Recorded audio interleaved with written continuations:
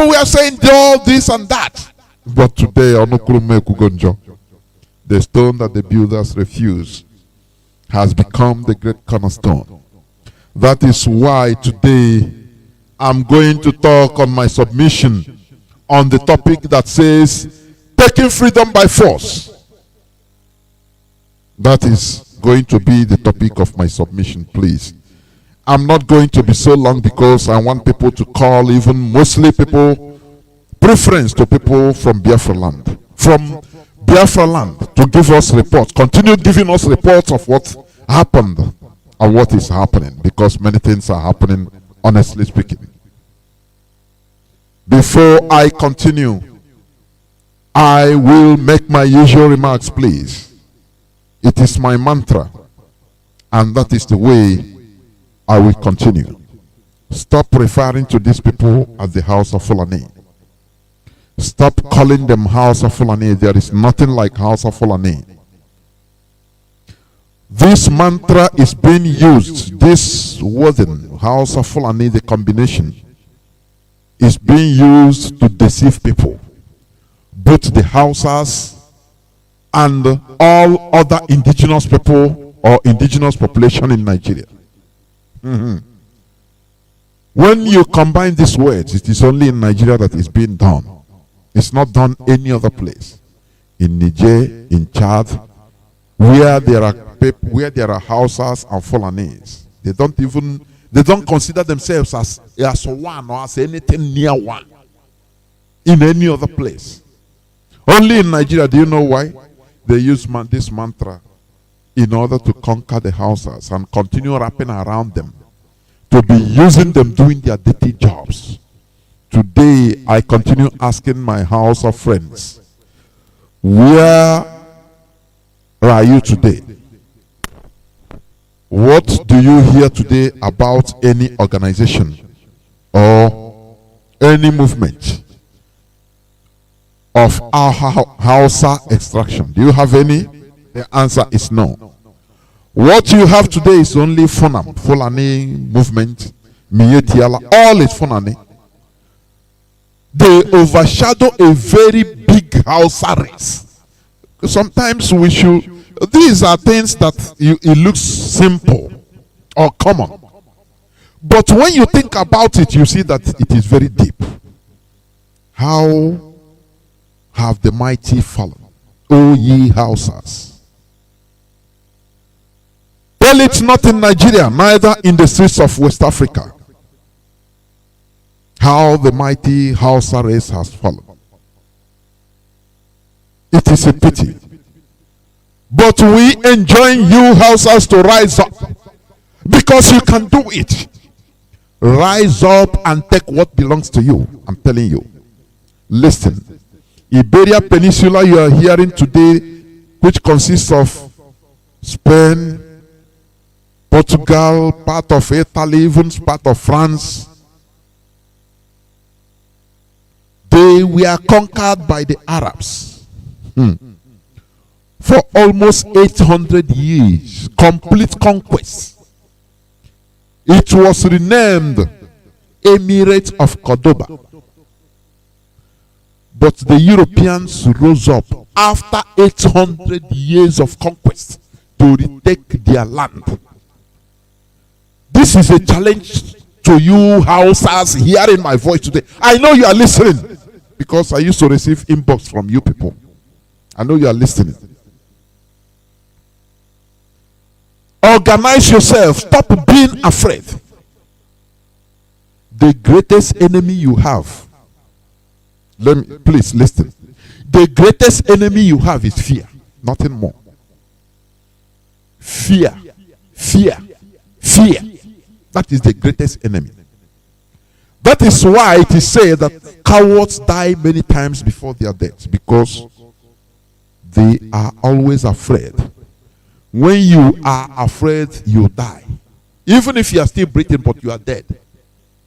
Because you are nothing. You Hausas, you have been brainwashed into believing. I saw one funny write-up. It's disgusting, honestly. You know, the way the Fulanese, they deceive. They say that Fulani brought Islam to Hausa land. I was highly furious. I say, who is writing this junk? This is a junk. Pure bunkum junk. That is what they have been using in brainwashing the Hausa race. Do you know what? They pick them when they are young, very small, at tender age, when they are babies, 2-3 years. Once they win, stop breastfeeding. Once they win from their mother's breast, the Fulani takes them and started brainwashing them, making them to believe that Fulani brought Islam to Hausa people, that the Hausas, they were even infidels before. It was not truth. Oh God Almighty. People perish because of lack of knowledge, ignorance. That is why people can write junks, bunkum.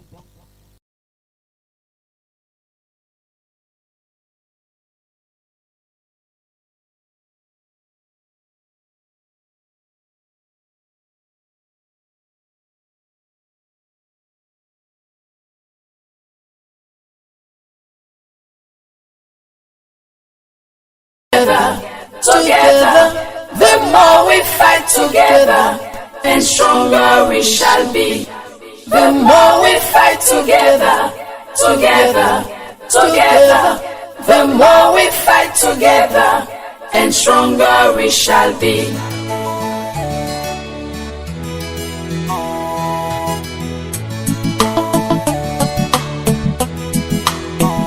Rising soul, rising soul.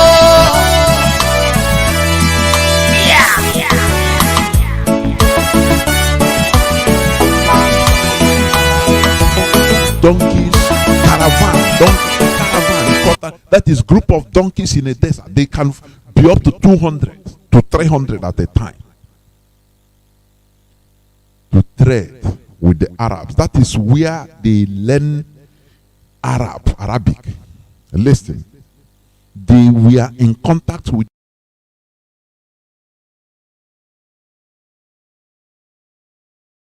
to trade with the Arabs. That is where they learn Arabic. Listen, they were in contact with Biafra is the only hope of Africa. Biafra is the only hope of Africa.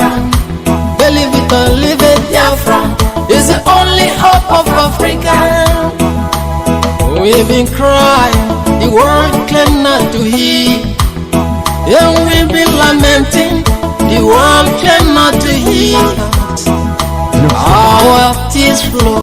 Do you know that when the British came to Nigeria or came to our land, they saw our technology.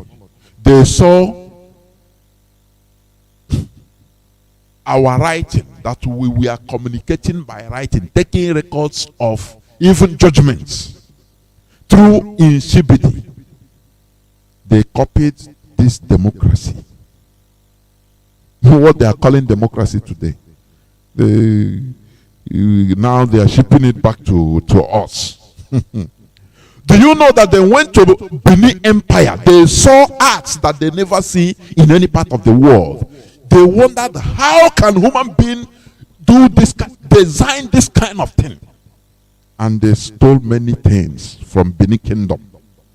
This is what I'm telling you is history. Even the modern art, the European modern art was highly influenced with what they learned from Benin. Benin, you are hearing Benin Kingdom. Do you know that do you know Benin Republic was Dahomey before? People don't understand. Sometimes I had somebody ask, what is the relation between the recent Benin Republic? Because, you know, we call it in French, Benin. It's Benin. Yes. They were Dahomey. But their president, their first president, changed the name to Benin. in imitation to this Benin kingdom, the Benin that is now in Nigeria, which they put by Edo. They answer, because of the progress of the Benin kingdom, they copied that name and said, no, we change our name to something African. The same thing Ghana did. Do you know the present day Ghana? It was not the old Ghana that you knew. Do you know that? The old Ghana Empire was in the, northwest of Mauritania. It doesn't have anything to do with this present Ghana you are hearing after, Togo or Cote d'Ivoire. It doesn't have anything. They choose that because Britain named that side Gold Coast.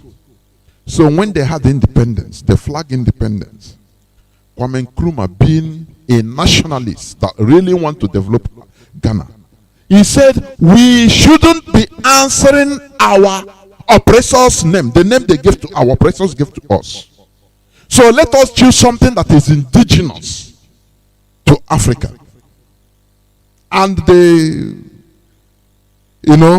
racked their brain, they thought, they say no, let us choose Ghana. Though we have nothing to do with the old Ghana Empire. Because today, let me tell you, today many people are thinking that, oh, this Ghana was the old Ghana Empire that was, you read in history, you study in history that conquered. No. The present Ghana have nothing to do with the old Ghana Empire. The same way Benin Republic choose to answer Benin because it is an indigenous African name that they conquered. They conquered. They were highly powerful, even in civilization, in arts mostly. Although the weak point is that there were many human rituals in the old Benin Empire, which is very, very bad. I'm telling you. The present Benin that is answering, capital is Cotonou, copied that name, the Benin that you are passing now as Edo, which the slave masters give today as Edo. A country copied and answered that name. The same way Ghana, Gold Coast changed their name to Ghana, that have nothing to do with the present day Ghana. There was one time somebody suggested that Nigeria be changed to Sunrise. Sunrise. So that is it. So what I'm trying to say here is this. I am telling the Hausas to rise up. Differentiate yourselves with the Fulani. It doesn't matter the entanglements. Differentiate yourself. The Hausa, the Fulani, they very cunning. Whenever they go any place, they conquer also through compromise, blood compromise. Making sure that they compromise your blood lineage and produce, marry Hausa women. Ottoman Dan Fodio, even when Hausas conquered themselves for Fulani, Ottoman Dan Fodio gave order, brought in Fulanis. He gave them order to be marrying Hausa wives, as many as they could. Pregnanting them as anyhow, in order to compromise their blood. That is why the filthy Mietiala leader, the terrorist, is it Boje or Bade? I don't know. He said he wants to have an Igbo wife. And you see some Eflefus, they are happy. You don't know that this is how they do. Ask yourself, how many Igbo men with their tradition and religion intact, without converting to Islam, the Wahhabi Fulani Islam, how many marry Fulani girls? Muslim Fulani girls, and remain intact who they are, who secretly and openly? Tell me. Here you see what we call dominant species, dominating species and spirits of the Fulani. They will come to take your wives to our women, and many people will be happy. Now, your guy, vote for Atiku. Now, our in-law. And I look at all these people. I want to clear them with a nuclear weapon, because they don't understand what is happening. Because they don't understand the strategy, the Fulani strategy. That is why they always talk outdated talks. How many? I say. Let me ask again. How many Biafrans marry Fulani Muslim girls and remain, they are Christians or Jews or traditionalists? They remain with their religion, their tradition, without changing, without going to the mosque and saying the Shahada. Once you cannot do it, and you give your women to them, you are happy because they bring money. Oh, senator. It means you are the weaker species which should be dominated. Our people should understand the game plan of these people. That is what we reveal here. They did it to the Hausas, but we are enjoining the Hausas to rise up and take what belongs to them. There is nothing like Hausa Fulani.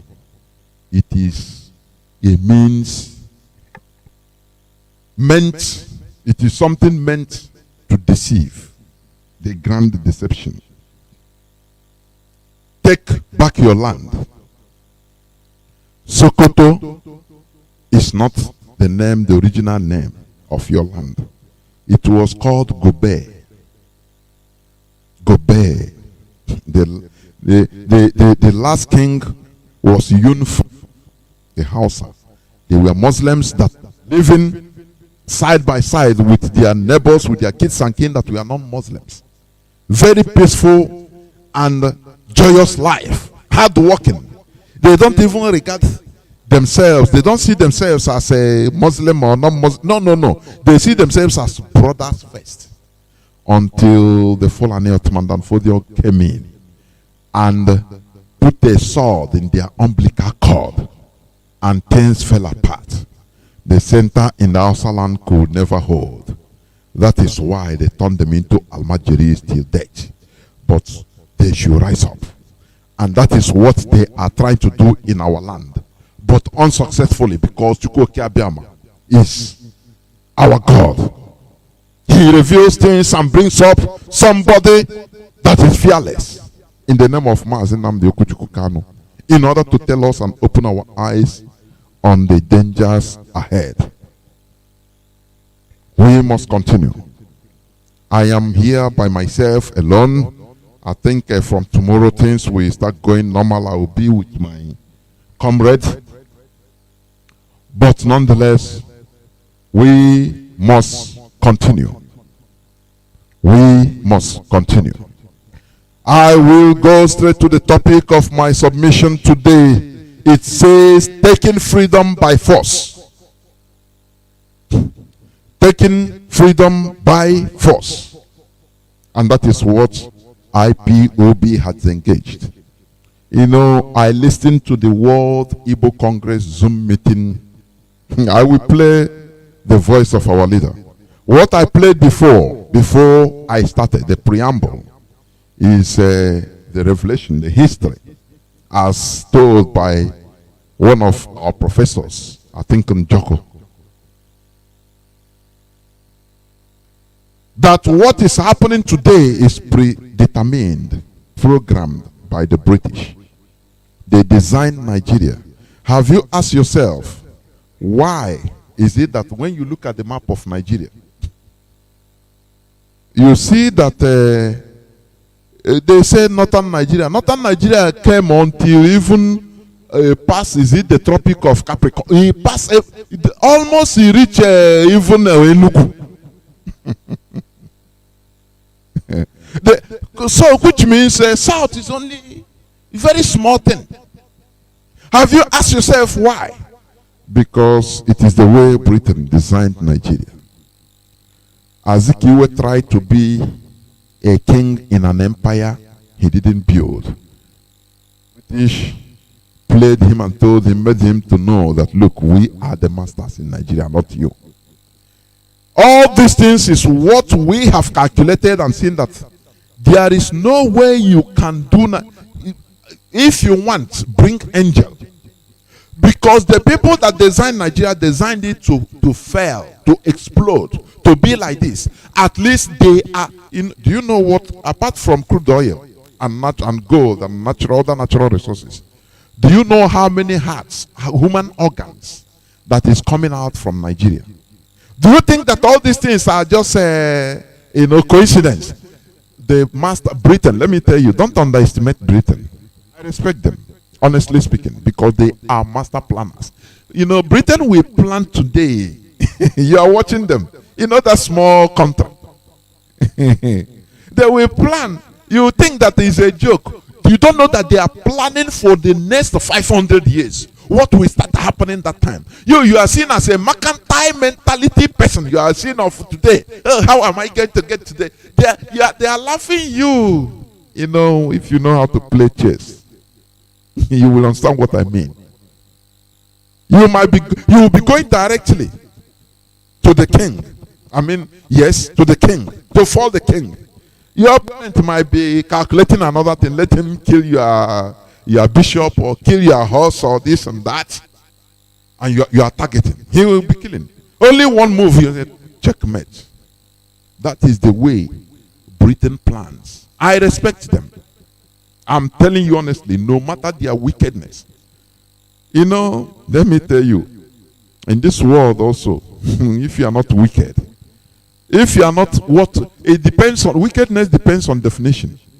Because they are, after all, Britain, they are not wicked to their citizens. It is the British government. They are, you know, they don't joke with their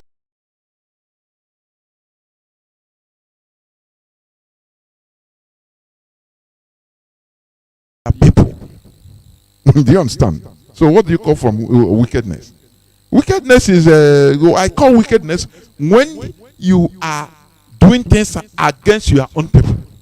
Britain, they are scavenging all over the world in order to come and make their people feel better. They are doing evil, yes. They are doing evil. After all, the world is a world of evil. Be strong only. If you continue, I used to tell people, if you continue crying, complaining, you are weak and the weakest. You die. You perish. The world is a world of evil. Be strong only. If you continue, I used to tell people, if you continue crying, complaining, you are weak and the weakest. You die. You perish. This is the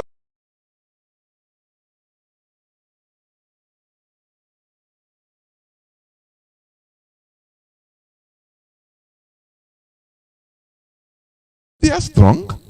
That's why they are not being bombarded. Because they know they have something. Do you understand? That is, had it been they are complaining without anything, they say, no, they would be overrun. They say, come on, you foolish people. And the world will continue. When they will be overrun, the world will continue. Yes, they carry the news, this and that. And the world will continue. That is it. The only solution is for you to make yourself strong and be on the strong side. Today we are seeing everything. Now, you know, let me not, you know, digress. But it's part of the preaching. Taking freedom by force. Today we are remembering lockdown. Yesterday we remembered our heroes and heroines. Today it is the public holiday in our land, in Biafra land. And everywhere was under locks and keys. We thank Chukwu Okiabiama for everything. Freedom is taken. It is not given. The complete lockdown of Biafra land today has proven to us that we should take our freedom by force, which also entails sacrifice and price to pay, heavy price to pay. Do you see how the governors are subtly, Dave Umahi said he want to come by force. No, any person that opens a shop, you lose that shop. If you didn't open your shop today, you lose that shop. But when they see that, oh boy, you are adding more kerosene into the fire, all of them melted down. They bow. For you to understand that these people, what keeps them is your stupidity, your quietness as a people. That is what makes them feel that they are larger than life.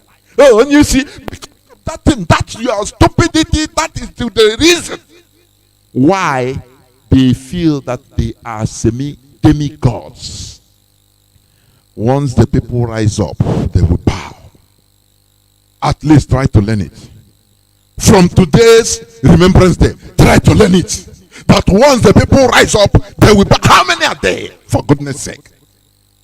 When they come with money, people say, no, I cannot betray. No, take your money, go.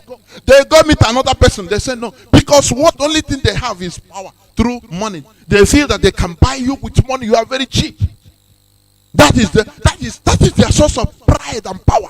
That is what makes them to feel that, oh, they can command and do anything with impunity. Because once you talk, they will come and bribe you. And you start speaking in another language. Do you understand? They insult you. Do you understand? Like somebody said, oh, since Saraki Fulani Hope took over, he doesn't pick my call again. That is how pathetic it is. Because you cry, you become their town crier just for crumbs. Because you believe that, oh, you are making money, but they are using you in order to be where they are today, start committing atrocities. When the people cry, they laugh and send military to go and kill them. Do you see the logic? But once the people rise up, they cool down, they bend low. Because now they don't understand, they are afraid of everything. Anybody can be their killer. Even their aide-de-camp that is at their back, they don't trust again. Even their wife that is giving food for them, they don't trust her again. Because the people have risen up.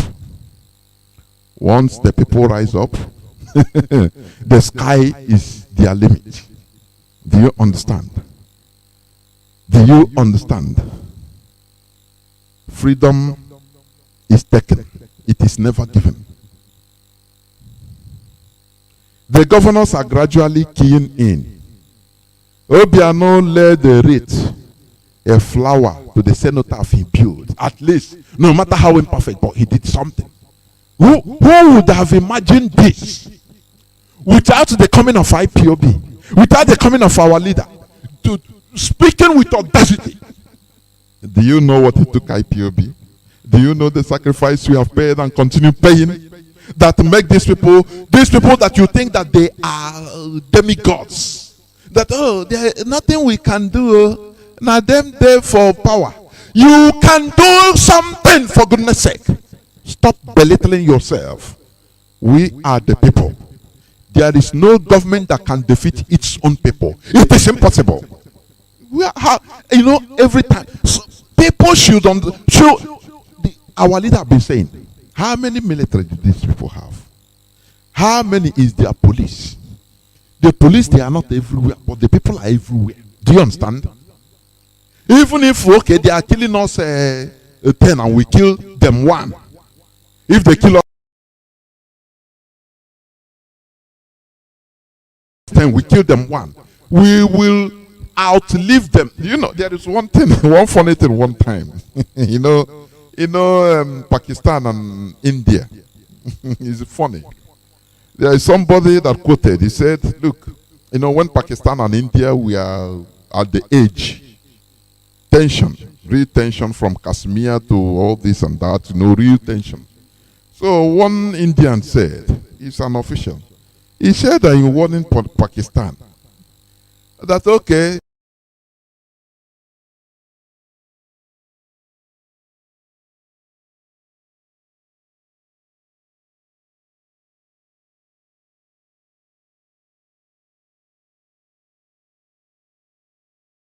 Pakistan have nuclear weapon, yes.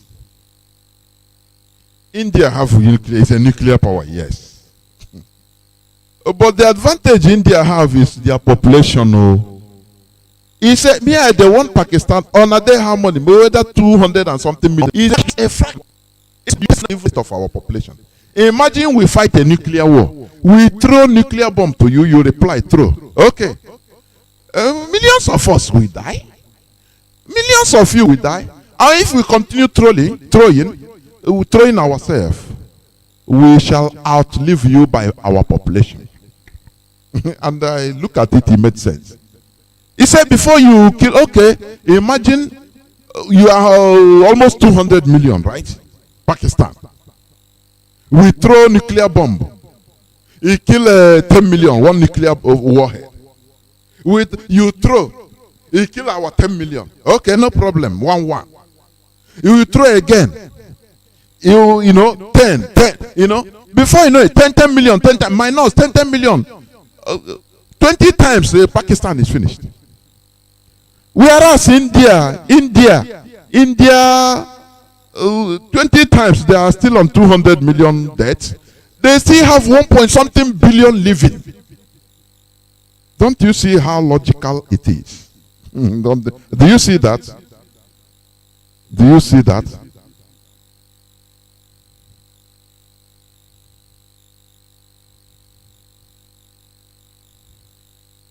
Do you see that? So, what am I trying to say here? These police and military, how many of them? Nigeria have a police force of 200, about 400,000. In the whole of Nigeria, 400,000. Less than. Nigeria military, 300,000 only. We have millions of people. Imagine, okay, even policemen, they are in India. They are living among people where they are killing us. We kill them. We will kill all of them. Then, okay, you kill 5, we kill 1. Before small time, the whole police will finish. That is it. You recruit other ones, we kill them. Because as we are killing, we are burning. We are burning. That's it. Do you understand? So what am I trying to say? Taking freedom by force. We remember our fallen heroes and heroines.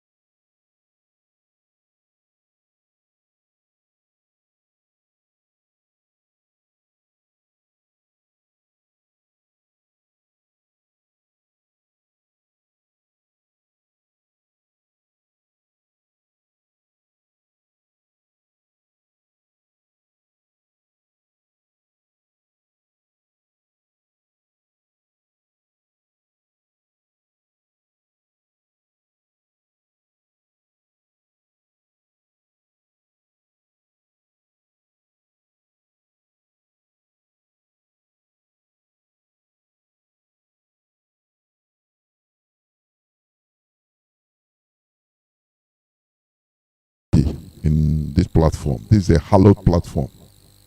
These two people, they entered the flight and pretended to be ordinary passengers with the other passengers. When the flight took off, steadied on the air, they brought out knife and go and surrender the pilots. Say, come on. Where are you going? You go, come on, take us down to Enugu direct. Otherwise, we kill you and all of us will die. That is lion heart. They took nobody. Ojukwu didn't know nothing about it. They didn't plan it with anybody. That is wolf attack.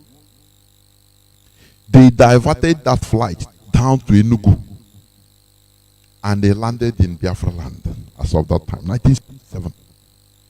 And that aeroplane was seized in Biafra to become the first fleet, the first aeroplane in the fleet of Biafra Air Force. These are the people we are remembering today.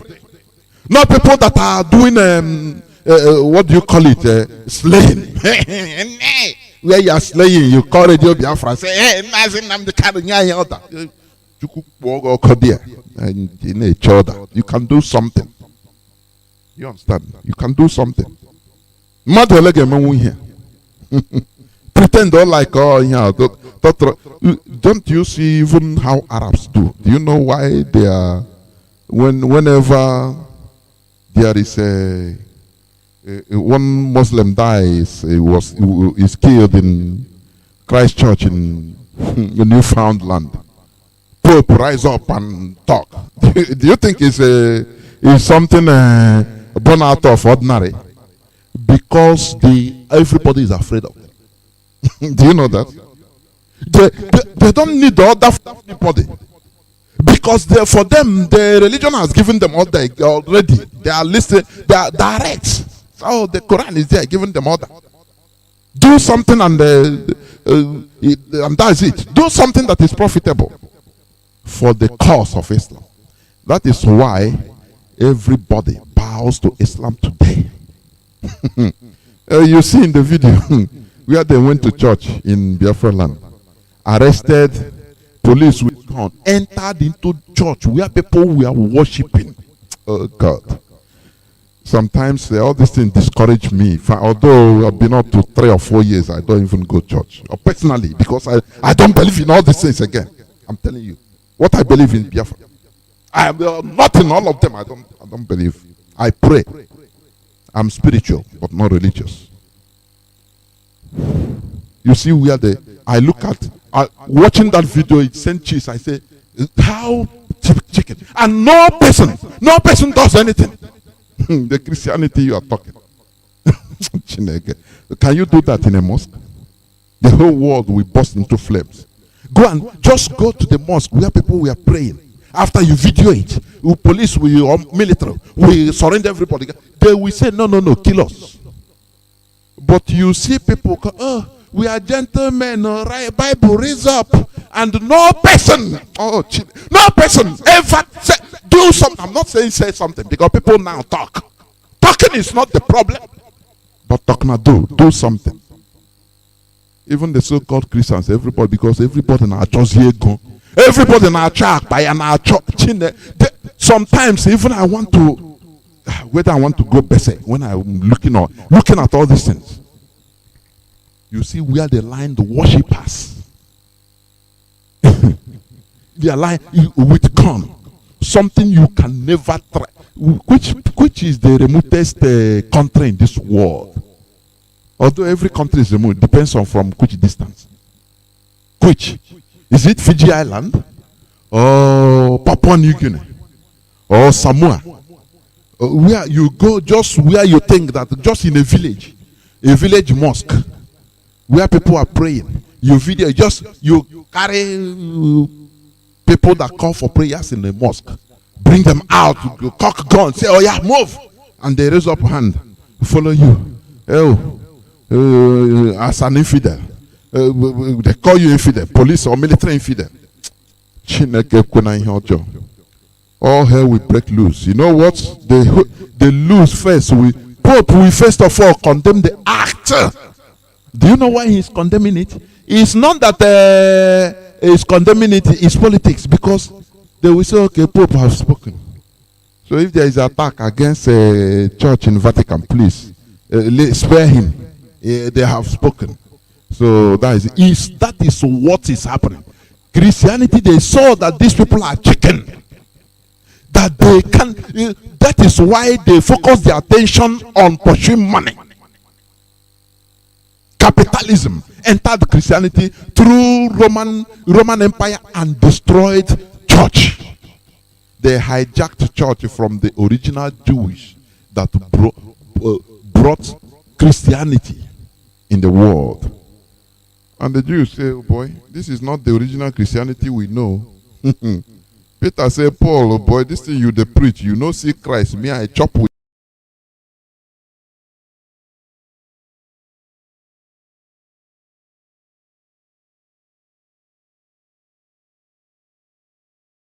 Christ. Sometimes he slapped me, I boxed him. He told me some secrets, only me and him. Now you come, you say, hey, you come from, you saw Christ in dream, and he told you everything eat. This, you that see in dream, me that was with him. Who should we believe? Sometimes common sense, honestly. I don't know why I'm digressing in all this, but common sense is good. For you to have common sense to reason. The world is a world of political game. Once you win, you can win through by force, through politics. Anyhow, through manipulation. And you become great. Anyhow, you are great, you are great. Today, they can kill Christians anyhow. It doesn't matter. Oh, you see people, oh, rara IP. Don't die, don't die. He's not coming out. Yeah, and he didn't die even fighting. He died like a chicken. You understand? Sometimes I see it as disgusting. And Boko Haram, they came, they surrendered the church, and they were slaughtering everybody. And only me, as I lie down to die, and I saw vision. Oh, one fire come down from heaven. And before I open my eye, I was waiting for bullets, and they disappear. But every other, they killed up to 300 around me. Only me say, praise the Lord. And zombies will say hallelujah. What of those people that they killed? They slaughtered for only they saved one out of 500. Praise the Lord.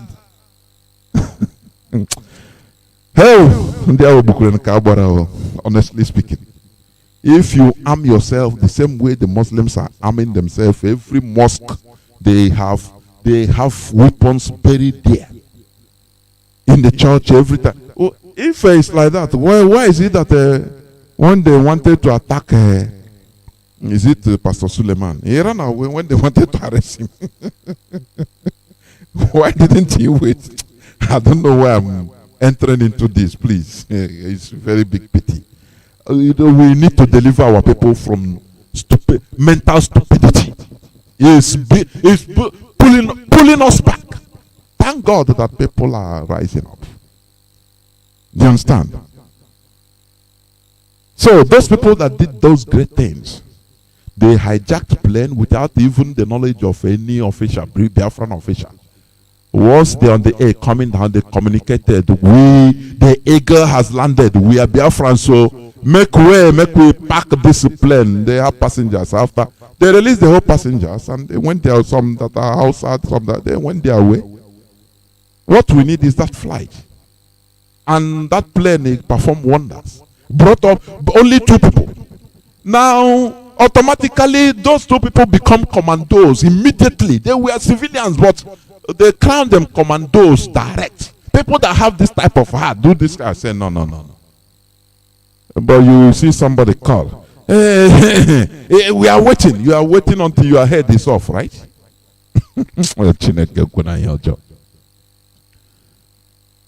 I'm talking about taking freedom by force. It's not given. It's taken by force. That is what we are doing today. Do you know when our leaders started this Heroes Remembrance Day? Do you see how many people were laughing?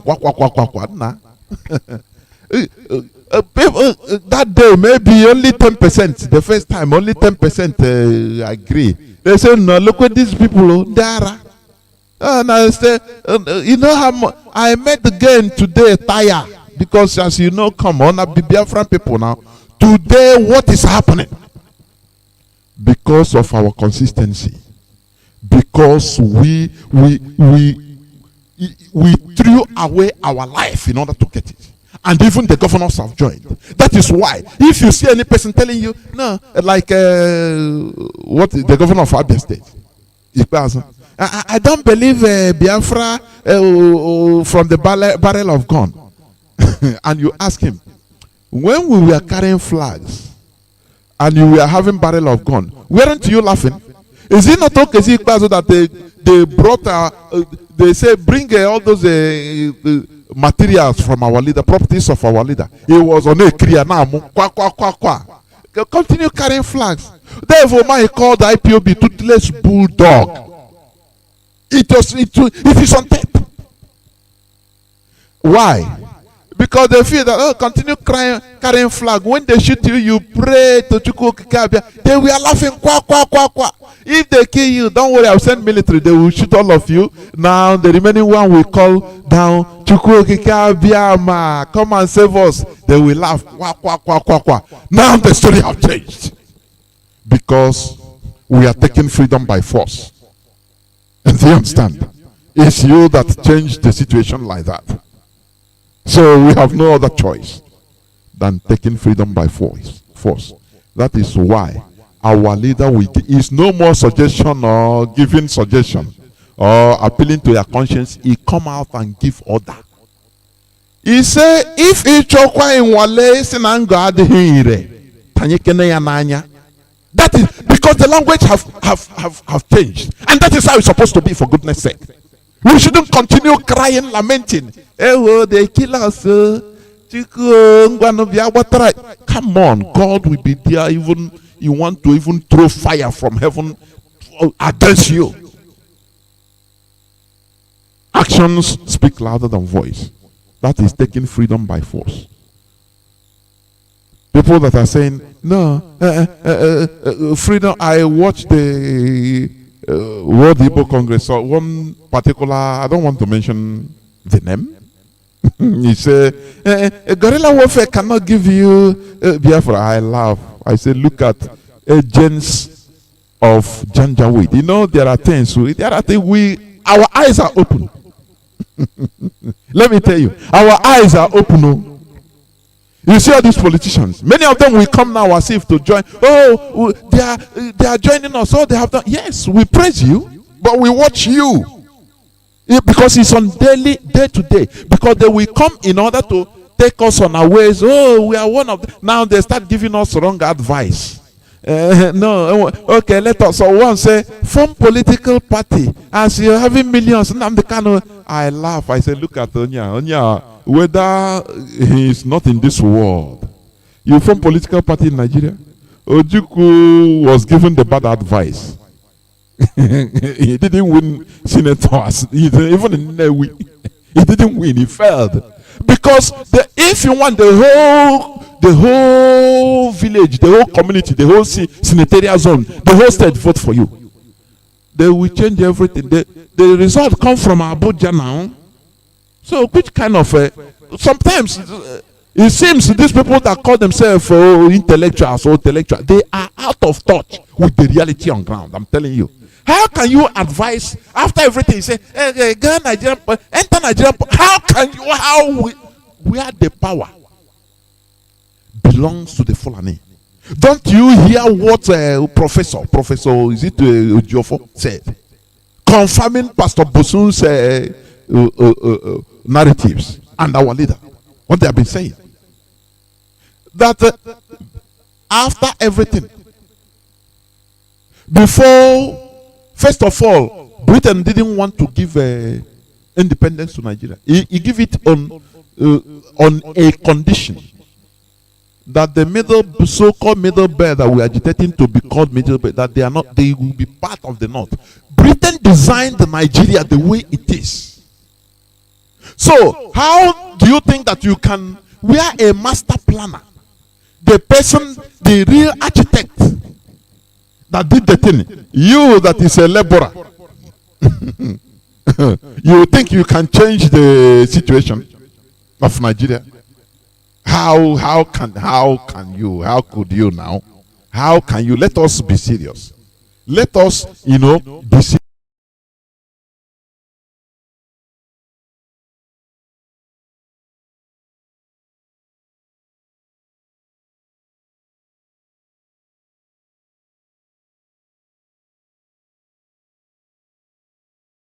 The world claim not to see.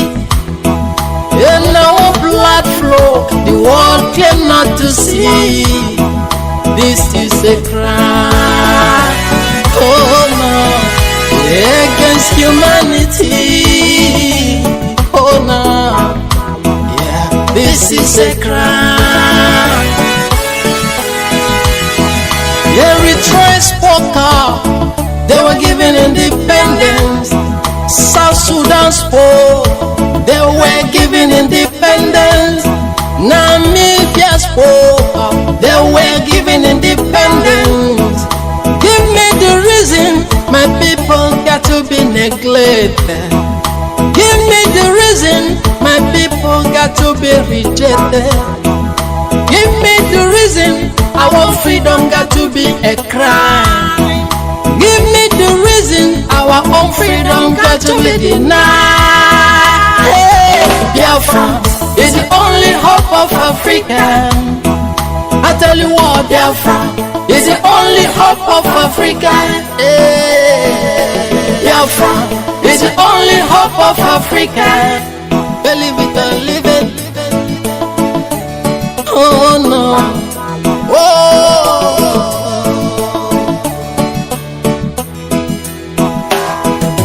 Yeah, many of us telling you, because they want to carry this hot potato, give to them, and for them to fail. Because Nigeria is failed already. Where are you? Just for you to go and steal, finish, loot, and make so many of your cronies to be billionaires. Finish. That is your only achievement. You steal, and the knocked engine continues being there.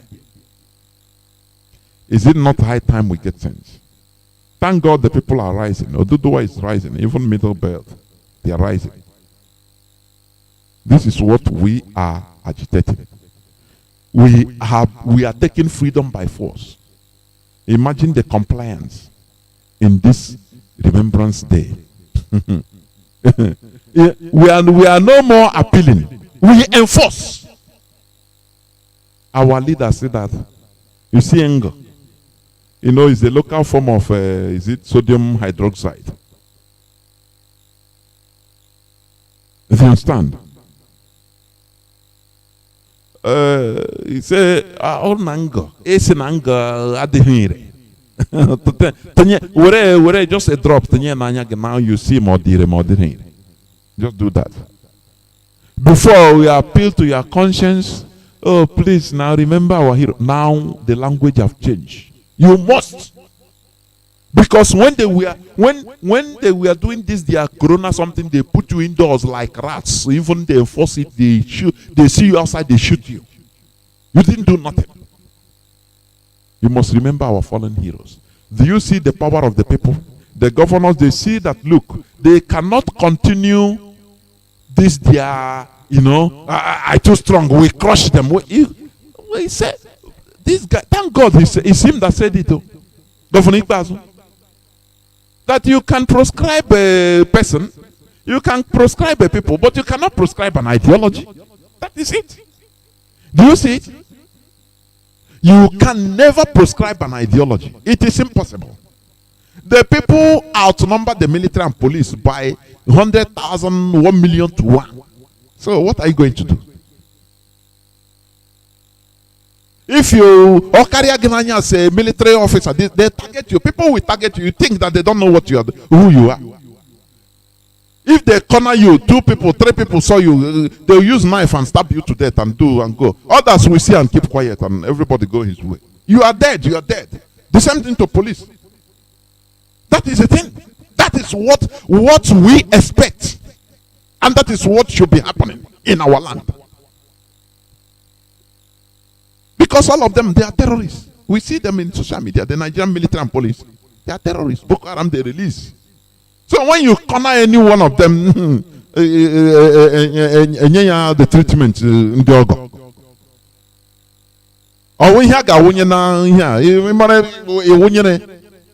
that is part of what you can do.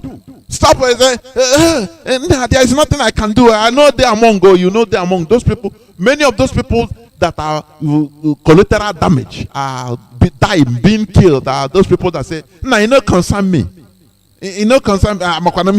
You go, you die. One bullet will kill you, or even one Fulani terrorist in military uniform will shoot you because everybody say for him this. You didn't hear when they give them command. Now go and kill all of them. All of them are bandit. Whether na uncle, whether na auntie, baby, all of them are bandit. And you say it doesn't concern you because you are an idiot. That's it. Freedom, we must take freedom by force. That is what it means. You understand? Let me play you what our leaders address to the world Ibukong. You know, this man, a time will come, generations will come. I'm not removing the fact that a time will come, people will start worshiping him. I'm telling you.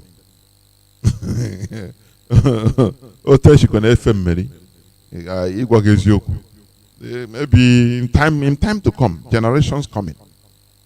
Let me play you because the audacity that is what keeps us moving. That is what leadership is all about. You understand?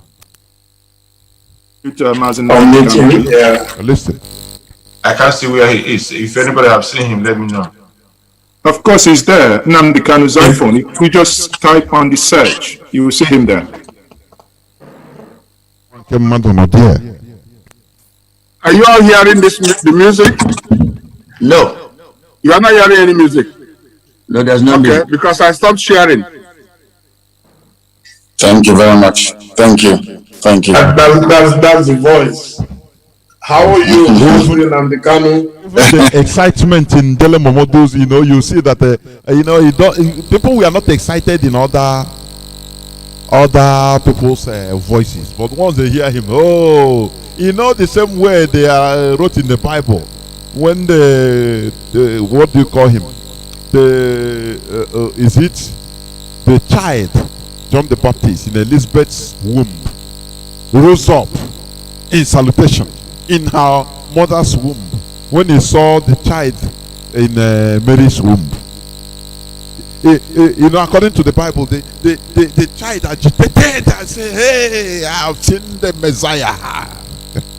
That is the voice here. Once they hear his voice, they say, "Yes, that is the voice." Now,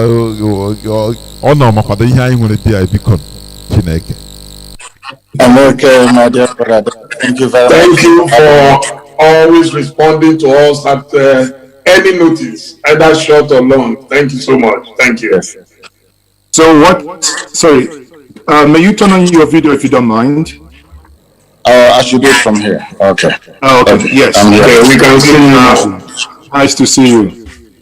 Thank you very much. Thank you, my dear brother. Thank you. Thank you very much.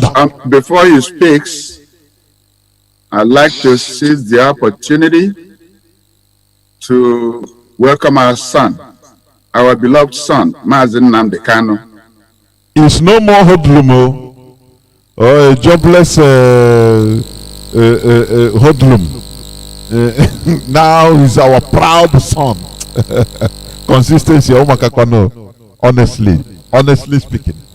When gold, when gold is being dug out of earth, if you're a novice, you not even know that it is gold. I think it's black. Until it will be refined using chemical, a kind of mercury. From there, burnt, refined, it goes through different torture. Now, when it come and shine, when they put it in the market, they tell you it's million, you pay. Oh, it's gold. That is it. That is the power of consistency. People are laughing, it continue the same thing. No changing of voice. Nothing. Continue doing the same thing. And people are buying into the ideology. Let's listen, please. I'm doing this on behalf of the World Igbo Congress and all lovers of Biafra land. We welcome you to this session, and we look forward to what you have to say to us. May God continue to bless you. Nnamdi Kanu, please. Thank you very much. Thank you very, very much, Professor Jeffo.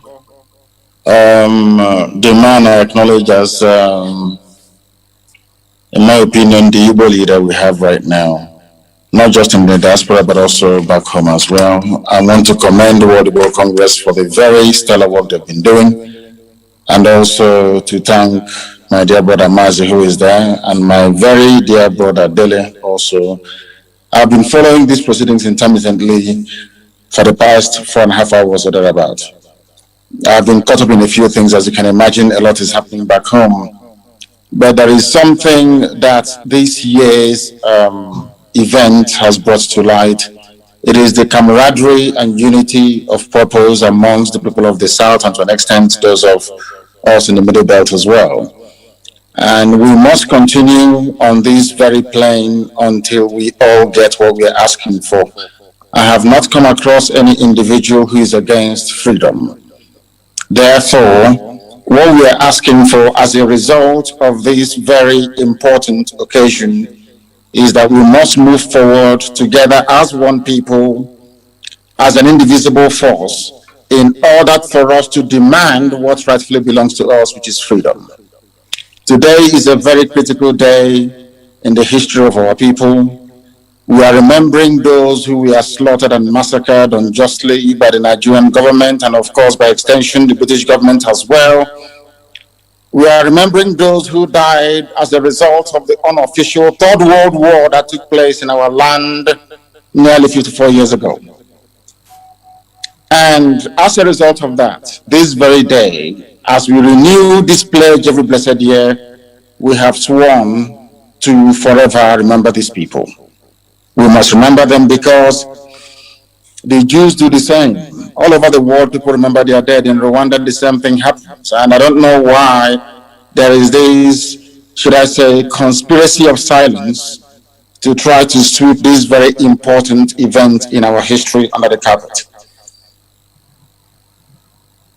We lost over 5 million people, the second worst genocide in the history of man, only second to the Jewish Holocaust in Europe.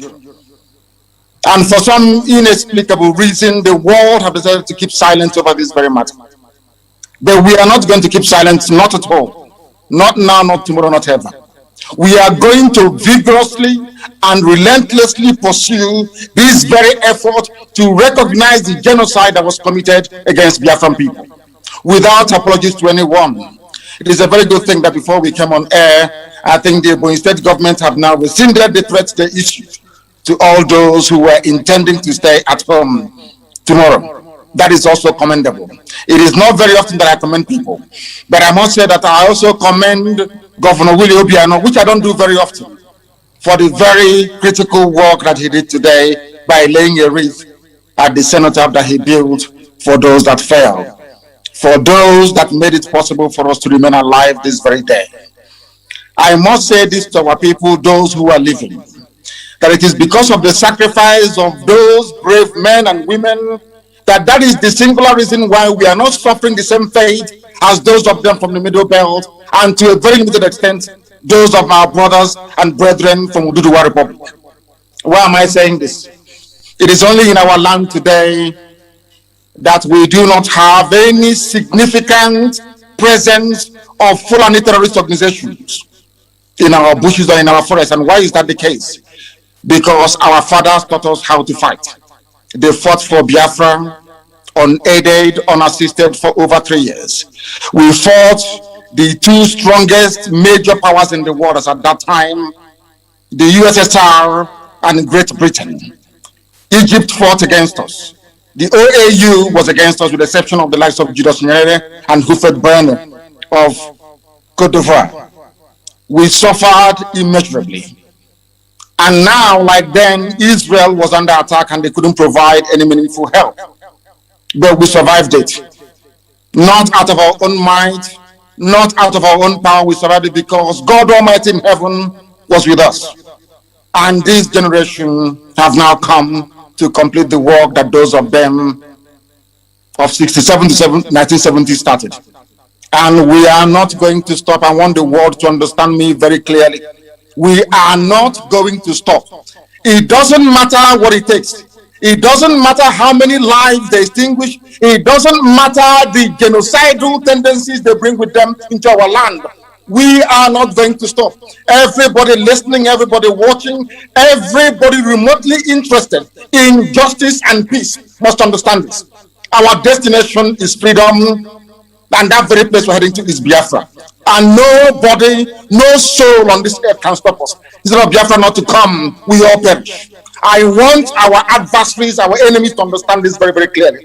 We are not going to retreat, not one iota, not 1 inch, because Biafra must come. Because the hatred has continued to this very day. As I'm speaking and addressing all of you right now, they are still arresting, extrajudicially murdering people in our land, people who are alien to our culture, our way of life, our tradition. They are in our land directing their people to slaughter, to kill without mercy. Unfortunately, those we regard as political leaders have connived with these people to ensure the decimation of their own population. You know, this is a point that baffles me, including all and sundry. If we are saying that, okay, it's our outside enemies only, you know, it can be seen as, okay, let us fight. But the people that, our own people, because of their position of power, governors, senators, to protect who they are politically, now they turn against their people. It's absurd, honestly. Who are you going to protect? If you kill all your brothers and sisters, who are you going to lead then? You know, when I listen to somebody, I think is from Ibobunuso, that side. He's Igbo Biafran, but from so-called Delta. He said one time, even he had meeting with the one-time governor of Delta State. He told them, why can't we name even one street to be Nzogu Street? Hey! He said, he don't know that, we don't even know what he said. The governor really almost walked him out of his office. And after they'll be telling you, be law-abiding citizen. How can you be law-abiding in a place designed to kill you? And you stick out your neck because he goes there to become fortunate enough for he sell his ass, they razzle him, and he become one political thing or the other. Now for him, he have escaped. He is now the house nigger. He wants you to don't make noise. This is evil. Let us tell ourselves the truth. When we tell the Fulani, this is evil for people allowing themselves to be used against their own people. This is the height of evil. Do you understand? Remember, freedom is taken and not given. You see how a leader should be talking, should be speaking. When we hear the way Ahmad Bello spoke on 12th October 1960, how he spoke arrogantly about how they want to make a deep Quran in Atlantic Ocean, that they should not allow the Southerners to have control over their destiny. He spoke it continuation of the jihad started by Ottoman Danfodio.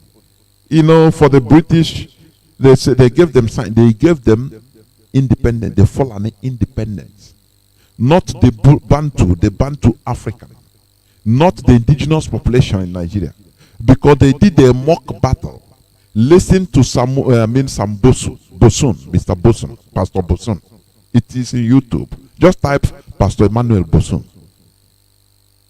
He said it. That they held a mock battle. Lugard with the British, just mock battle.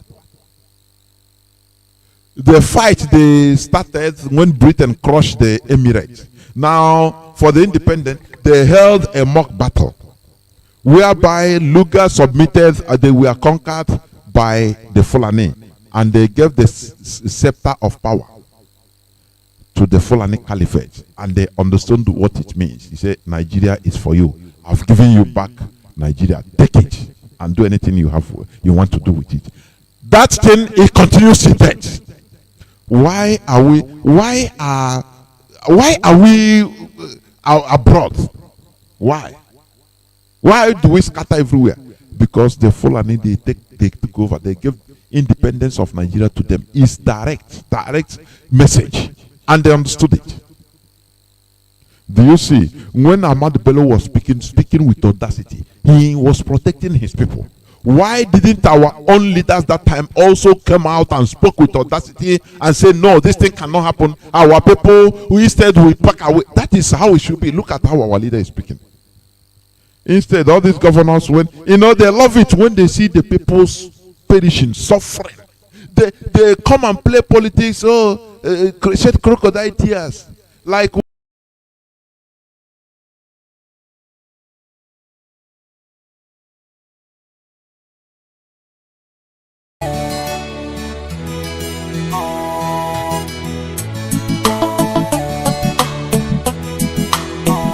rising sun,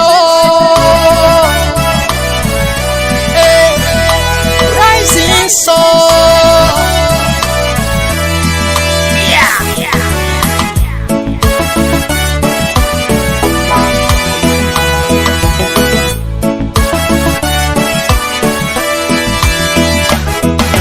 Biafra is the only hope of Africa. Biafra is the only hope of Africa. Believe it or leave it, Biafra is the only hope of Africa. Happen again. This is what they want you to be listening all the time. When you are dying, when you die, they come there, they are happy. Once they finish all those rubbish, they go back. They will ask their wife and their personal assistant, now, how do you see me when I was talking? Did I act well? The woman will say, actor.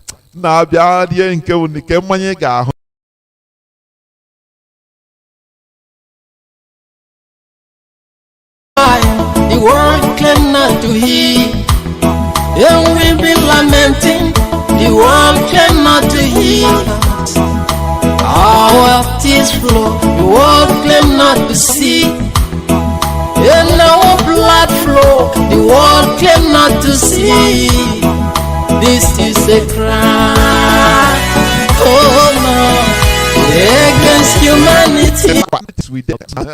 And people, whenever they come out to tell you, any other person, when they kill us, they come out, don't worry, be law abiding. To God who made me, let at least one person there put knife into the person's collar. Throat, slaughter him direct. There. So that when they will be bringing others to book, Kuku bring everything, put knife into the person's collar.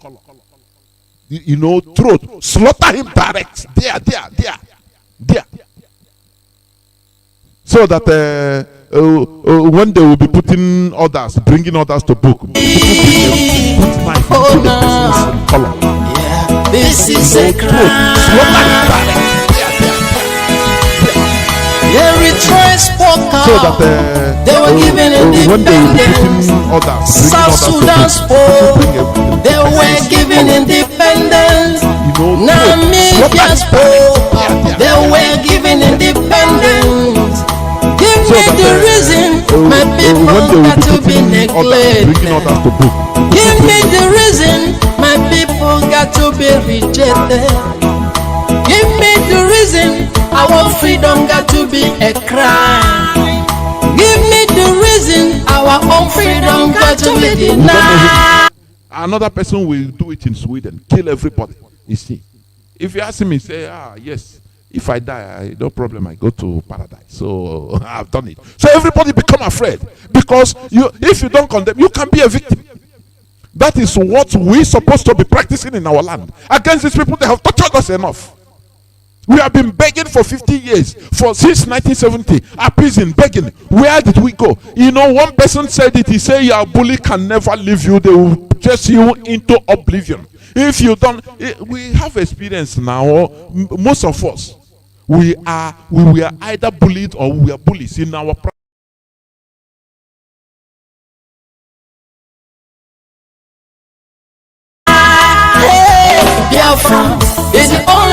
Your bully will never leave you alone until you one day stand on your feet and say and resist it. Say, oh boy, today, if I no die, na kill, I go kill or I die. And from that day, the bully will stop. That is what the Fulani have been doing. Oh, we are peace. Oh, we are one Nigerian now. Let us have peace. We take it like that. We will bring them to book. I beg, let us follow political system. The constitution of Nigeria didn't say referendum. Let us. Who wrote the constitution? Is it not a human being? Who put it? Is it not a human being that can situation can make things change as it is making these governors change some things? Do you see what we are saying? Freedom is not taken. I mean, freedom is not given. It is taken by, and whatever is taken.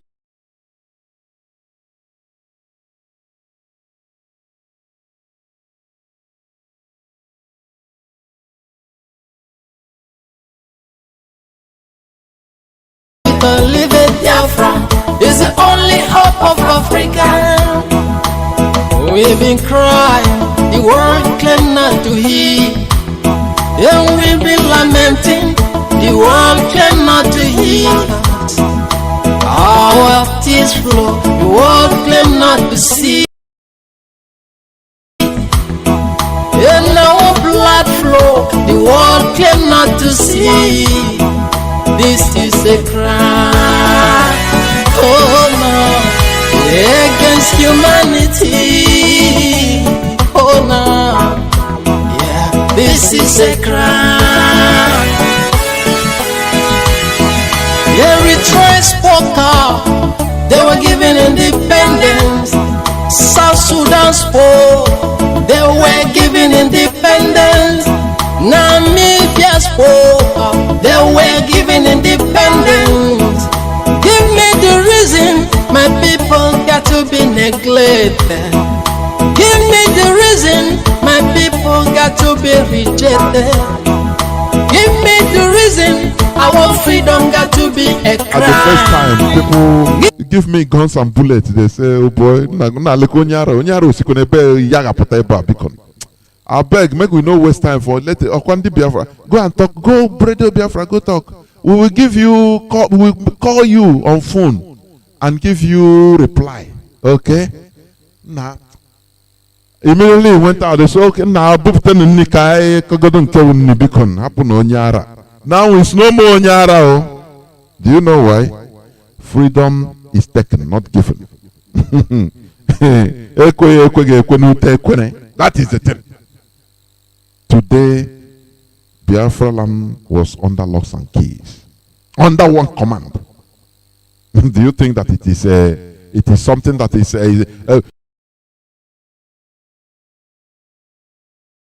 Give me the reason our own freedom got to be denied. Hey, Biafra is the only hope of Africa. I tell you what, Biafra is the only hope of Africa. Biafra is the only hope of Africa. Believe it, believe it. Oh no.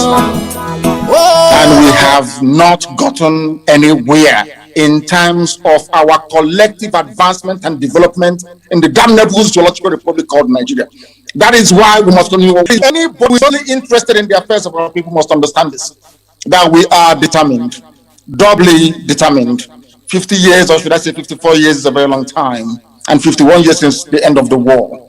But now that we have come, or should I say now that God Almighty in heaven has determined that we should come, we are not going to relent. We are not going to do anything whatsoever to jeopardize the sanctity and the holiness of this very mission. We love our people. We love every ethnic nationality that makes up Nigeria. To do anything whatsoever to jeopardize the sanctity and the holiness of this very mission. We love our people. We love every ethnic nationality that makes up Nigeria. To do anything whatsoever to jeopardize the sanctity and the holiness of this very mission. We love our people. We love every ethnic.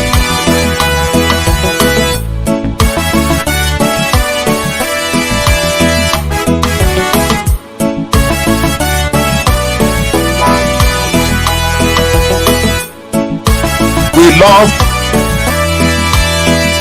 A serious war, that was physical battle, and we're betrayed by the people them trust. Today's heroes are fighting. This is a spiritual battle that makes us Nigeria to do anything whatsoever. If we don't take time, we can remain in this slavery. No freedom of speech, no freedom of expression, no freedom of worship, no freedom of religion. Just sanctity and the of my own very people. Justice denied. On the rising sun.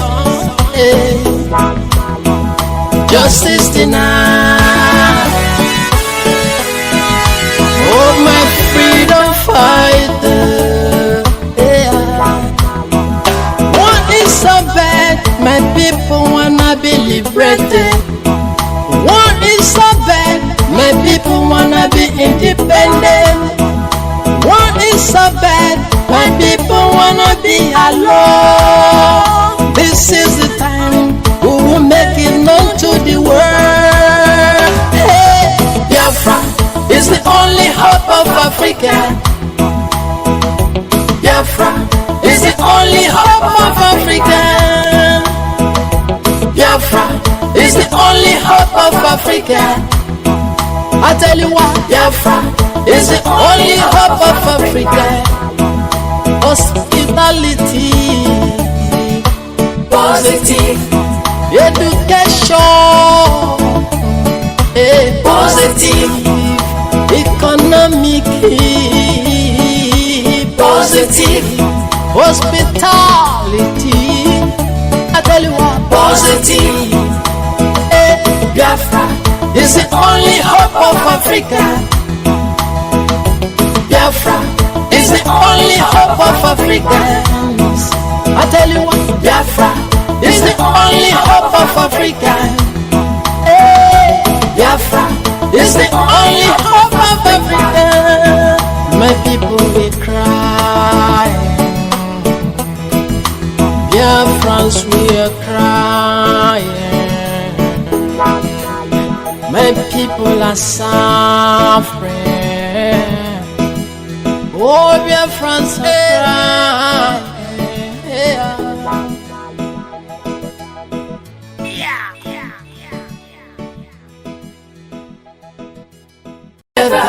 Together, the more we fight together, and stronger we shall be. The more we fight together, together, together, the more we fight together, and stronger we shall be.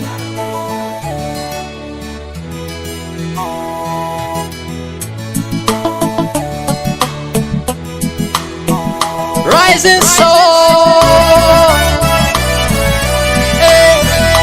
rising soul.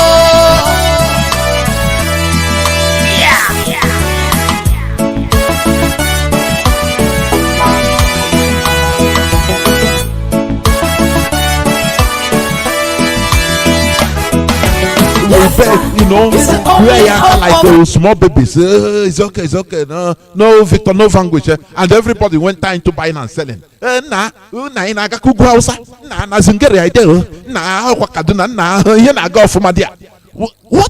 To even Britain say, what type of people is this? They are very cheap. So we continue dealing with them. But today we have risen up.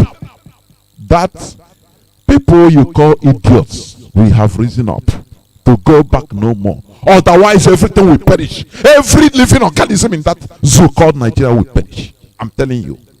Because we have taken enough. We have taken enough of all this nonsense. Abusing. Let us beg. Okay, let us, okay. Now let us, is now them get Nigeria. You let them carry their useless zoo, go and leave us alone. We are not begging. We must get freedom. That is it. It's taken. It's not given. They will not give to you. It's taken. We are taking it by force.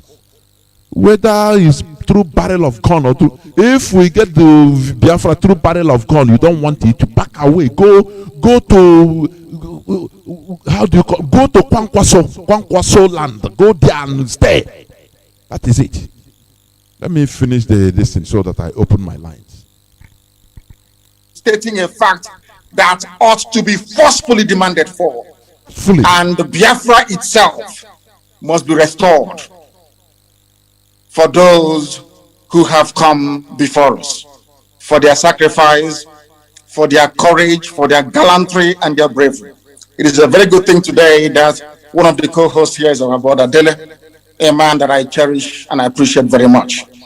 And also the very excellent work that Mazi is doing. But let us make this thing very, very clear.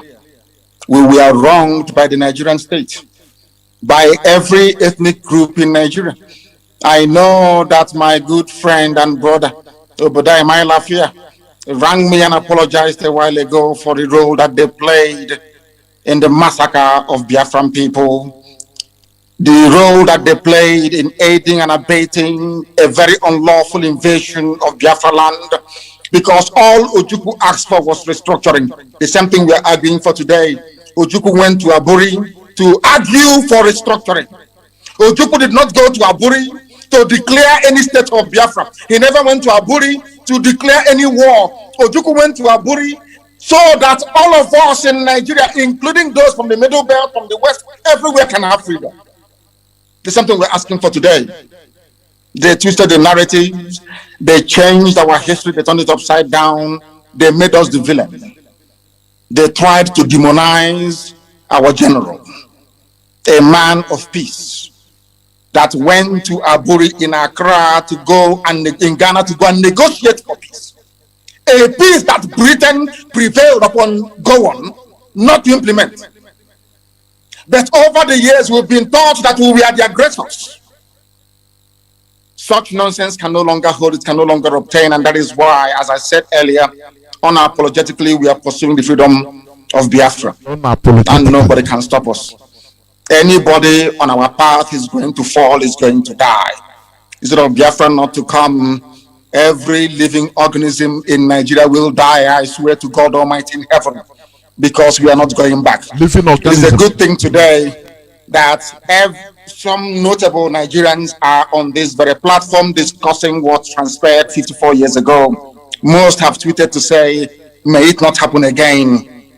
The only way to ensure that this will not happen again is the existence of a free, sovereign Biafran nation. That is the only panacea, nothing more, nothing less. Before we came here, Ladipo Market was on fire. These vandals and vagabonds are in our land killing people relentlessly. As I'm talking to you right now, they headed some people from Enugu to God knows where, maybe to go and kill them. And you have governors, you have political leaders, you have those who aspire to high office. They are all there. Nobody's talking, nobody's speaking, because they have a lot to benefit and to gain by us being Fulani slaves. Something that can no longer continue. Something we are not prepared to tolerate. That was something I said rather very fortuitously very many years ago. I said during one of my broadcasts on Radio Biafra that for Nigerians to understand that God is upset with them, that every tribe in Nigeria, every ethnic group in Nigeria will experience what we passed through during the Biafran War, that they too will also become refugees. And today, There are IDP camps everywhere. People that thought they were safe before now are fleeing their homes. The same thing that happened to us between 1967 and 1970. And that is why our appreciation and our thanks for those men and women that fought to keep us safe can never, ever, ever be overestimated. We will continue to appreciate them. We shall continue to honor them. And I thank all of, those who are non-Biafrans. I understand that some people who are Biafrans came on this very platform and trying to play the script of their masters. That same divide and rule by saying there is something called Southeast and South-South. All bunkum. I have said it many times on many fora, on many platforms, that everybody in the East, we are all one people. I don't understand why people are hung up about this divide and rule of Gowon. It was Gowon that created Cross River State. Gowon created River State. Not because he loves the people of the South, not at all, but because he wanted to divide us. And we must rise up. We must rise up to the game of these people and say no to them. Now that Yoruba and Igbo are one, do you see them trying to play that game anymore? Now that Biafra and Oduduwa are one and inseparable, bonded together in one, do you see them playing their stupid games? I don't know why some people will come and say they're from Nigeria, they're from South-South, in order to perpetuate that very division which the Fulanis have cleverly exploited over very many decades and many years. I don't know when we are going to learn. And the sooner we learn, the better for us. I thank all of you once again. And this very effort to recognize the genocide against Biafrans continues until the United Nations and the whole world rise up to this very challenge and acknowledge that a great deal of injustice was done to Biafrans. Tomorrow is our sit at home. Complete and utter lockdown everywhere. And as I said earlier, I do commend the governors for coming out and saying that civil servants should not come or should not turn up to work tomorrow. It's a very good thing. We must all be bound together in order to ensure that Nigeria, first of all, takes the blame for what they did, and secondly, that the whole world will rise up to the obligation to the oppressed people and do the very right thing. Once again, I thank you all very much, and my very special thanks to Professor Ejiofor for the very wonderful and sterling work that you're doing, you and your team. Thank you very much. And may Chukwu Kigabe be with all of you. Thank you. Thank you, Onyendu. Thank you. I hope you listened. That is it. Freedom is taken, it is not given. If you are waiting for freedom to be given to you, your ass will be grass. You wait for eternity. Which type of politics haven't we played? Those politicians. In order to, and we are going heading into the abyss. Instead, the politicians, they will go and dine, eat and dine full animals, and it became the modus operandi. It became the mode. Oh, come, politics, PDP, NPP, PRP, this and that. Where have it led us? Where? Instead, it's leading us astray more and more. The time is now, and that is why we have said no to this, because freedom is taken. It is never given. I will be right back in order to open my lines. Biafrans Got Talent exclusive. Ikonso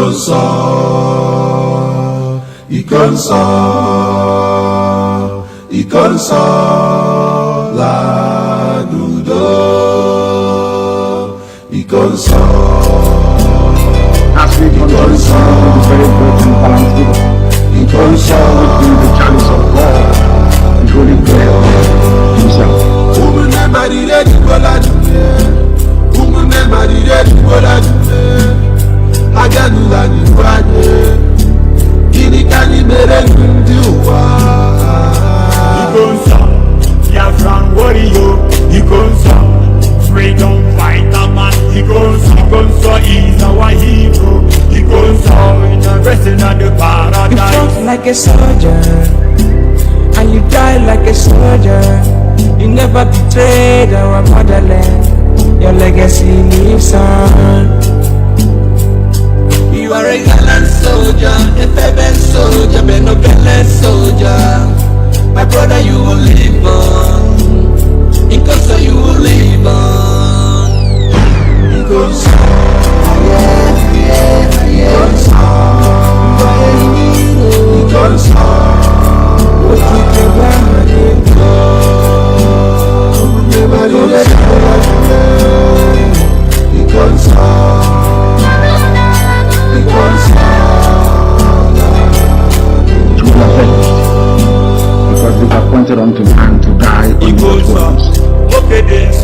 ndị iro gburu gị n'ala nsọ mkpụrụ obi gị zụlite n'eluigwe dị nsọ. The sudden death is unbearable. I feel the pain from my innermost heart. You just have to say goodbye, my hero. Ebani no nekebe kasi no dogwanana. You left us, but you leave us. Ọnọ n'ọgbọgụ na nchekwala Biafra, njinji jiri eji, ala jụrụ oyi. Ihe anyị nụrụ taa, ESN kọmanda, ụmụnne rara ya nye, ozu anwụọla. Welcome back. Our lines are now open. Our direct line is +1 213 328 6224. I repeat, +1 213 328 6224. Our WhatsApp line is +61 405 142 547. I repeat, +61 405 142 547. I will give preference today to callers from Biafra land, please. And everybody will call, but when I get caller from Biafra land, I will like to hear from the person. We must continue. You can give us a call now and tell us what happened to your area or whatever you want to contribute in reference to what the topic of my submission. We must continue. Your death will be remembered. Because you are a hero. As Biafrans mourn you, the whole world mourns you too. It truly pains my heart that you are no more. You are a hero. Caller on direct line, you are the first caller. Welcome to the program. Can you hear me? No. The call went off. The call went cut off. Caller on WhatsApp. Can you hear me? Caller on WhatsApp. Reconnecting WhatsApp. Caller, I know that you are calling from the either Biafra land or the wider zoo. Caller on direct line. Are you there? Welcome to the program. Caller on direct line. Can you hear me? Caller on direct line. Can you hear me?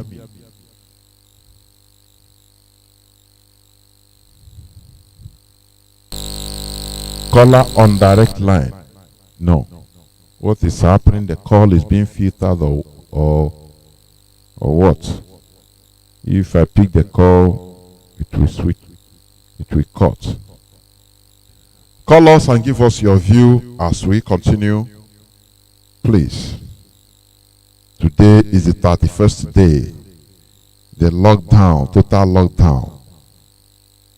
You can give us information of what happened in your side.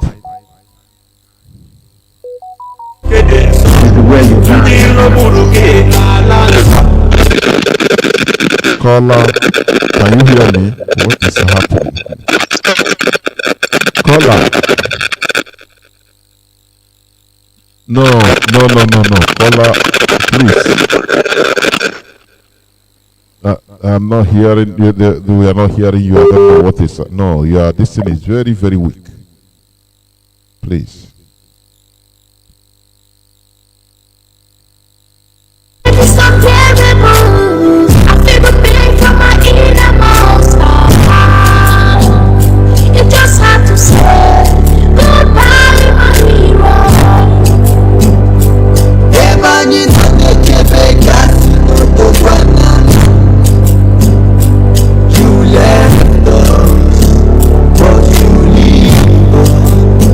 Ọnọ n'ọgbọgụ na nchekwala Biafra, njinji jiri eji, ala jụrụ oyi. Ihe anyị nụrụ taa, ESN kọmanda, ụmụnne rara ya nye, ozu anwụọla. Because you are the boss,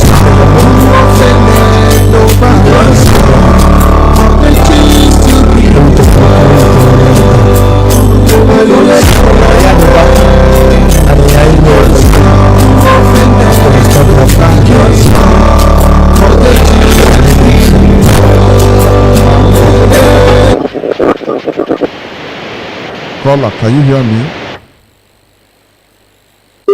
No, please stop calling unless you check your connectivity, please. It's too weak.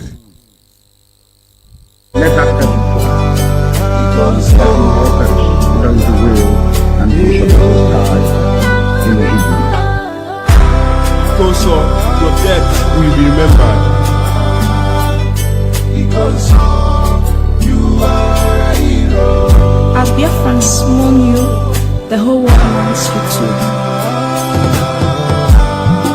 It truly pains my heart that you are no more. You are a hero. The shock can never go out of my heart that you are no more. Because continue fighting. You are a hero.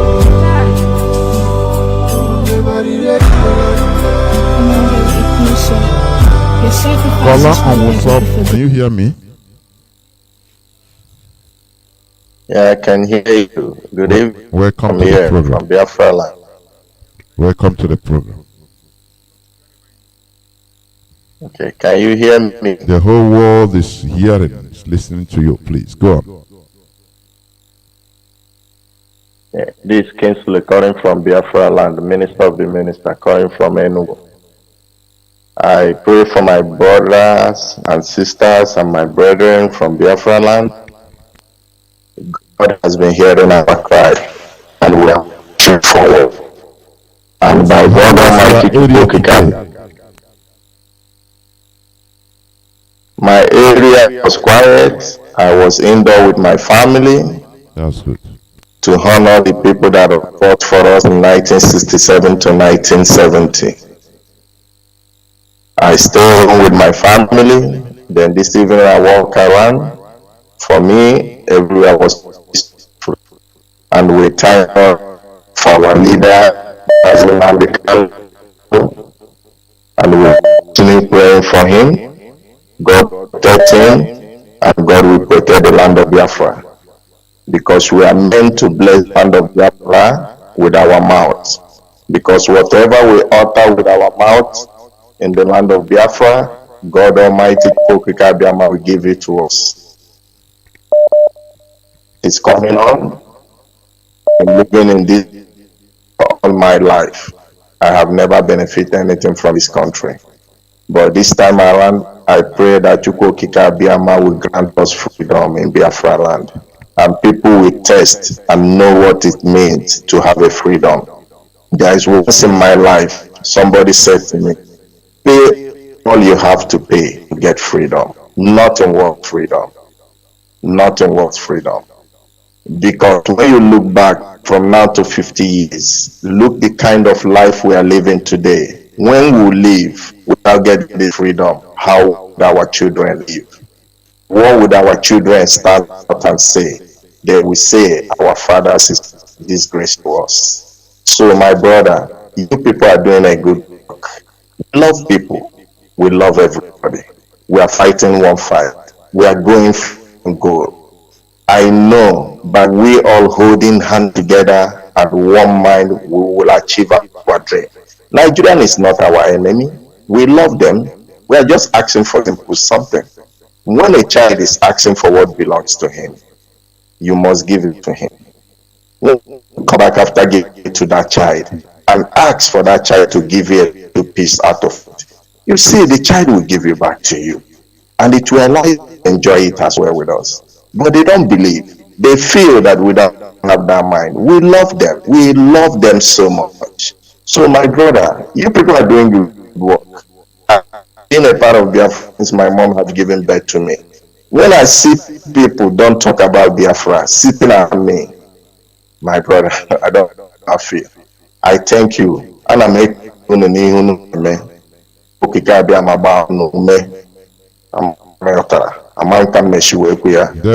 very, very happy. Thank you.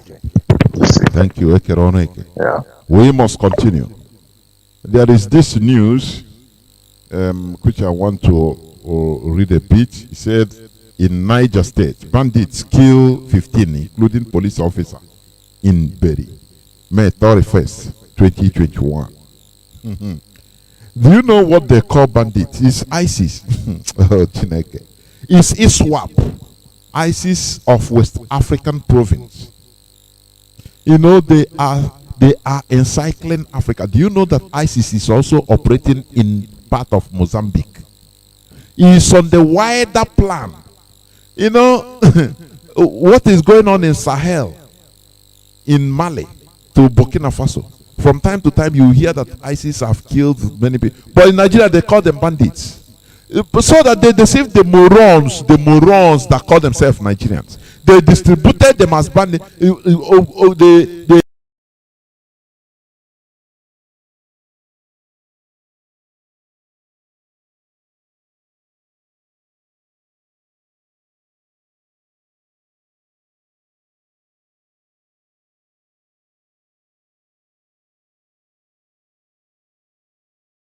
down to the Atlantic Ocean through Niger.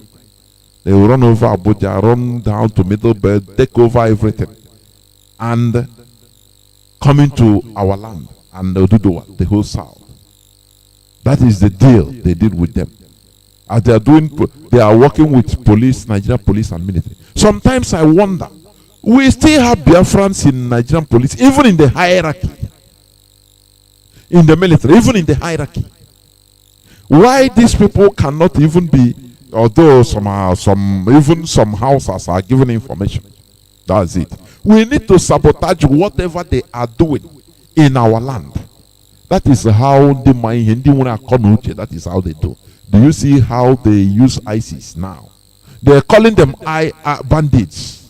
Bandits. Oh, they are killing. Oh, they're killing bandits. So that when you see somebody that snatch phone in Onitsha, they still call him bandits. So for an outsider reading the whole thing, say all bandits are functioning. They are operating everywhere, even in Niger State. Oh, even in Onitsha. Oh, they are bandits, all of them. But you that steal phone, you're a bandit. Do you see how they confuse everybody?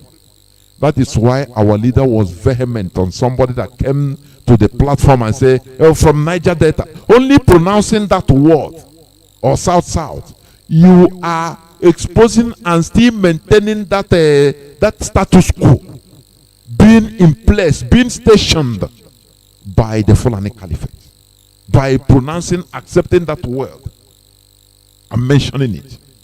You are being used as an agent. Do you understand? You see, they call bandits kill 15. So that, oh, you don't know. No, it's not. It's bandits. Oh, they will come and defend them. After all, they have bandits everywhere. In Lagos, they have bandits. Agbero. In Southeast or Biafra land, they have bandits that steal phone. So why bandits everywhere? Do you see how they confuse the whole morons that call themselves Nigerians? You know, they confuse everybody, complicate issues for you so that you become confused and their agenda will be moving on. Bandits, these are hardened terrorists. ISIS, do you know ISIS? That worst one, worse than Boko Haram. These are the people that are operating.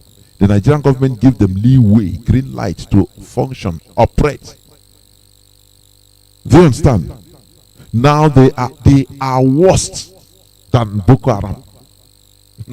It's what Nigerian government is supporting. After all, they are doing the biddings of the Europeans, the British. They are reducing population of the niggers, population of orangutans. What are they doing on this planet Earth? It is for you to say no, that I'm a human being. How do you prove yourself to be a human being? By rising up to do something as a human being. Do you understand? Rising up. Join what we are doing. Bandits kill 15. Did you see or hear helicopter gunships going after them? No. They only give, it's once a while they bring them to news. Many are happening every blessed day. They don't speak it. Because Ganduje, sorry, Colon, what's up? I'm coming, please. Ganduje said the media should have ethics. That is the way they control the media. So that once their agents, the ISIS of West Africa, once they are doing their or rampage. You will not hear it. It's only once in a while that you hear they kill. Every day they are killing, abducting, rampaging villages, sacking villagers. Caller on WhatsApp, please welcome to the program. Can you hear me? Caller on WhatsApp, are you there? Caller on WhatsApp. Hello. Yes. Okay. Welcome to the program. God bless you. And you too. May God bless our leader, Mazi Nnamdi Kanu. All hail Biafra. Almost hail Biafra. We thank God for what he has done. The recent information is that an aircraft heading to Olo got destroyed somewhere in Ogun State. Let us continue to thank God who is fighting for us. Yeah, of course. We have started the prayer this with my own congregation. I'll continue it. I know by the end of the 150 days, our freedom have been completed. Now, I from Enugu State, and an information I would want to pass across. Onsoka is still under complete control of the Fulanis. Ukehe, Agu Ekwebe, Agu Milike, Agu Oba, the governor's town, Obolafo, Ubene, Nimbo, Urobo, Fulanis are still doing works and wreaking havoc against our people. Want something to be done, please. Thank you very much. Thank you. Please, can you send me, inbox me, send me all those places you say, and if you have any proof of it, please send to me. Okay. Okay. Thank you. Through this particular line, of course. Yes. Oh, okay, I will do it now. Do it. Thank you. We must continue. No iota of our land will be taken. Okay, let me continue reading the news. You say at least 15 persons, including a mobile policeman, were said to have been killed in Berry Town in Bobi district of Mariga local government of Niger State by bandits. These are what bandits? These are concentrated, hardcore terrorists. ISIS, organized by Nigeria government. They are on the rampage. And when they kill, they say Niger State, they kill maybe Gwari or Nupe people. That is scattered every other place. In Kaduna, in Jos. But once they hear it's Niger State, they say, no, it don't concern me. It's Niger State now. They created all these states in order to remove our identities. That is scattered every other place. In Kaduna, in Jos. But once they hear it's Niger State, they say, no, it don't concern me. It's Niger State now. They created all these states in order to remove our identities. They said, no, it don't concern me. It's Niger State now. They created all these states in order to remove our identities.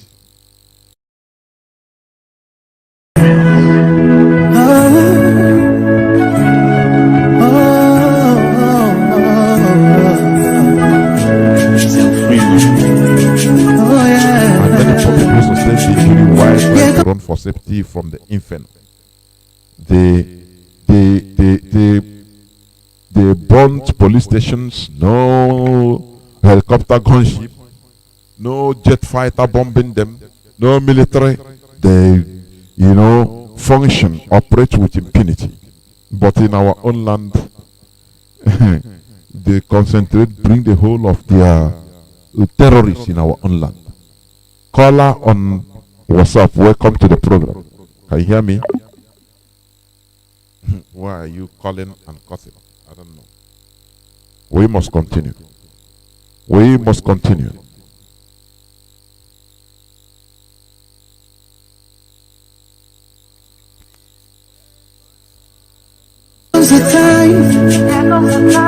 The whole wide world will Here comes the rising sun. Here comes the time for everyone to see that what will be, will be.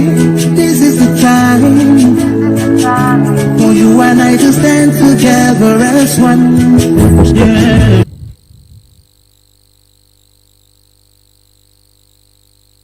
I want to put one song, please. They will know, they will know. I mean, what's up? Please welcome to the program. Can you hear me? Caller on WhatsApp. Can you hear me? Yes, yes, I can hear you. Good evening, sir. Welcome to the program. Jonathan, good evening, sir. Thank you very much. I am Mazi Nnamdi, as usual, calling from Dakar, Senegal. Welcome to the program. Thank you. I want to appreciate your work, and I also want to extend my appreciation to our leader, His Excellency. In fact, I'm not one to lift up his name on the list of my mouth because I'm under his command. He is the commander-in-chief of all Biafran Royal Armed Forces.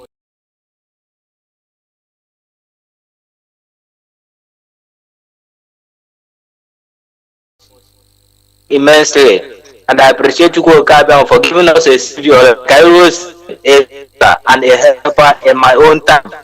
I am confident that in sometime, I will touch him, stand one-on-one, watching him live. He is the replica of your Yeshua, whom they call Jesus today, and I have confidence that sometime, it's going to fruition. I appreciate all your good work. Go stand one-on-one, watching him live. He is the replica of your Yeshua, whom they call Jesus today, and I have confidence that sometime, it's going to fruition. I appreciate all your good work. Go.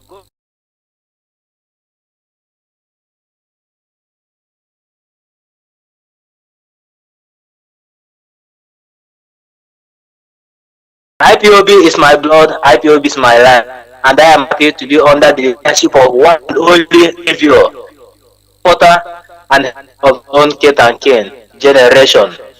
Lechuko Kabiam, who called him, who sanctified him, who equipped him, continue to uphold him until he finally lead us into our God-given land, given to our progenitors via our ancestors, that this taken from us. Chuko Kabia will do it for us, and we will be proud of him forever and ever. Mazi, without taking much, I just want to appreciate our people here in Senegal. They made us proud yesterday, being 30th of May. Our women, from one of us, a descendant of Chuko Kabiama, we were told of the Moses of old who struck the rod on the Red Sea, and the Red Sea got divided.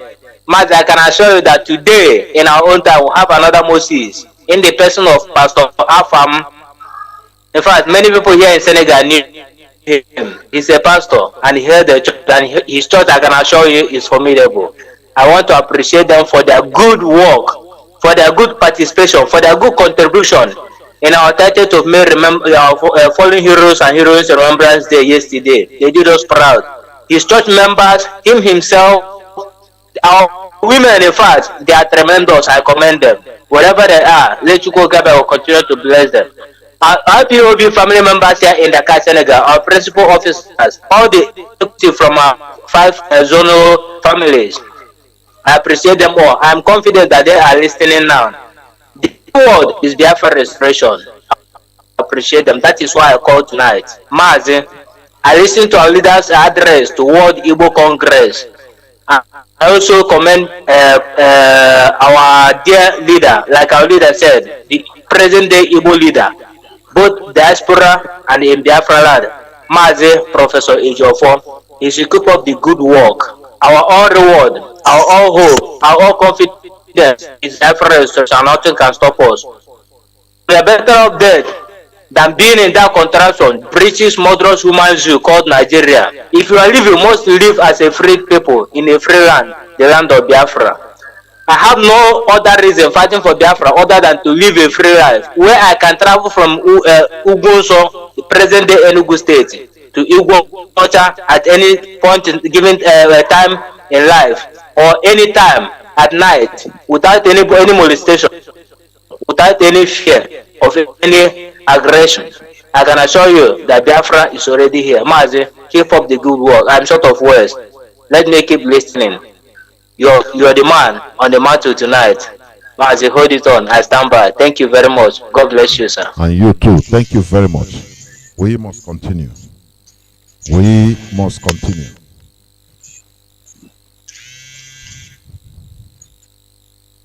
The more we fight together, There is this news, I'm seeing it, a plane crash, a jet that is destined to traveling to Olo in order to bombard, in order to kill.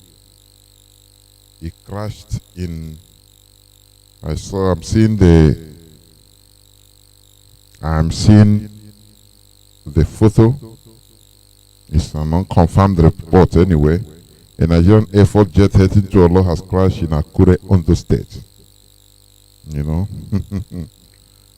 they must continue. You know, our leader said they will come because Fulani, they are very stupid. They are very proud. They will come, but our land will be their graveyard. Honestly, so we must continue. You can see colors. You can see colors, please, and give us your view before I close the program. The more we fight together, and stronger we shall be. The more we fight together, the more we fight together, and stronger we shall be.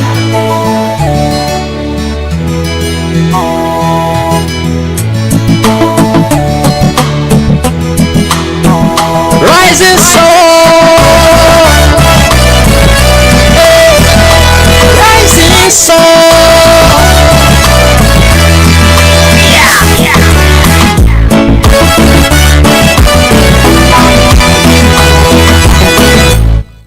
Caller on WhatsApp, welcome to the program. Can you hear me?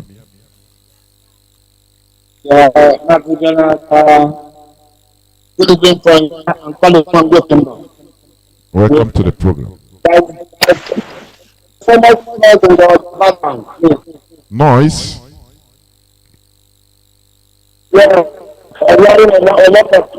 No, maybe it's digitally, it's not physical noise. I don't know. I'm not hearing any noise anyway. Okay. Mazi Jonathan, good evening to you from Sweden, Gothenburg. Welcome to the program. Are you still hearing the noise? My name is Abdaja Mother. I'm calling from Gothenburg. Go on. Okay, can you hear me? Yes, of course. The whole world is hearing you. Are you still hearing the noise? Yes, of course. The same. It can't be same. What? No, I'm not hearing any noise anyway. You can, unless if it's disturbing you, you can call back. You can cut and call back. I don't know. Yeah. Otherwise, your voice is clear. You might call. You might cut and call back because maybe no electronics. I don't know. But there is no noise here.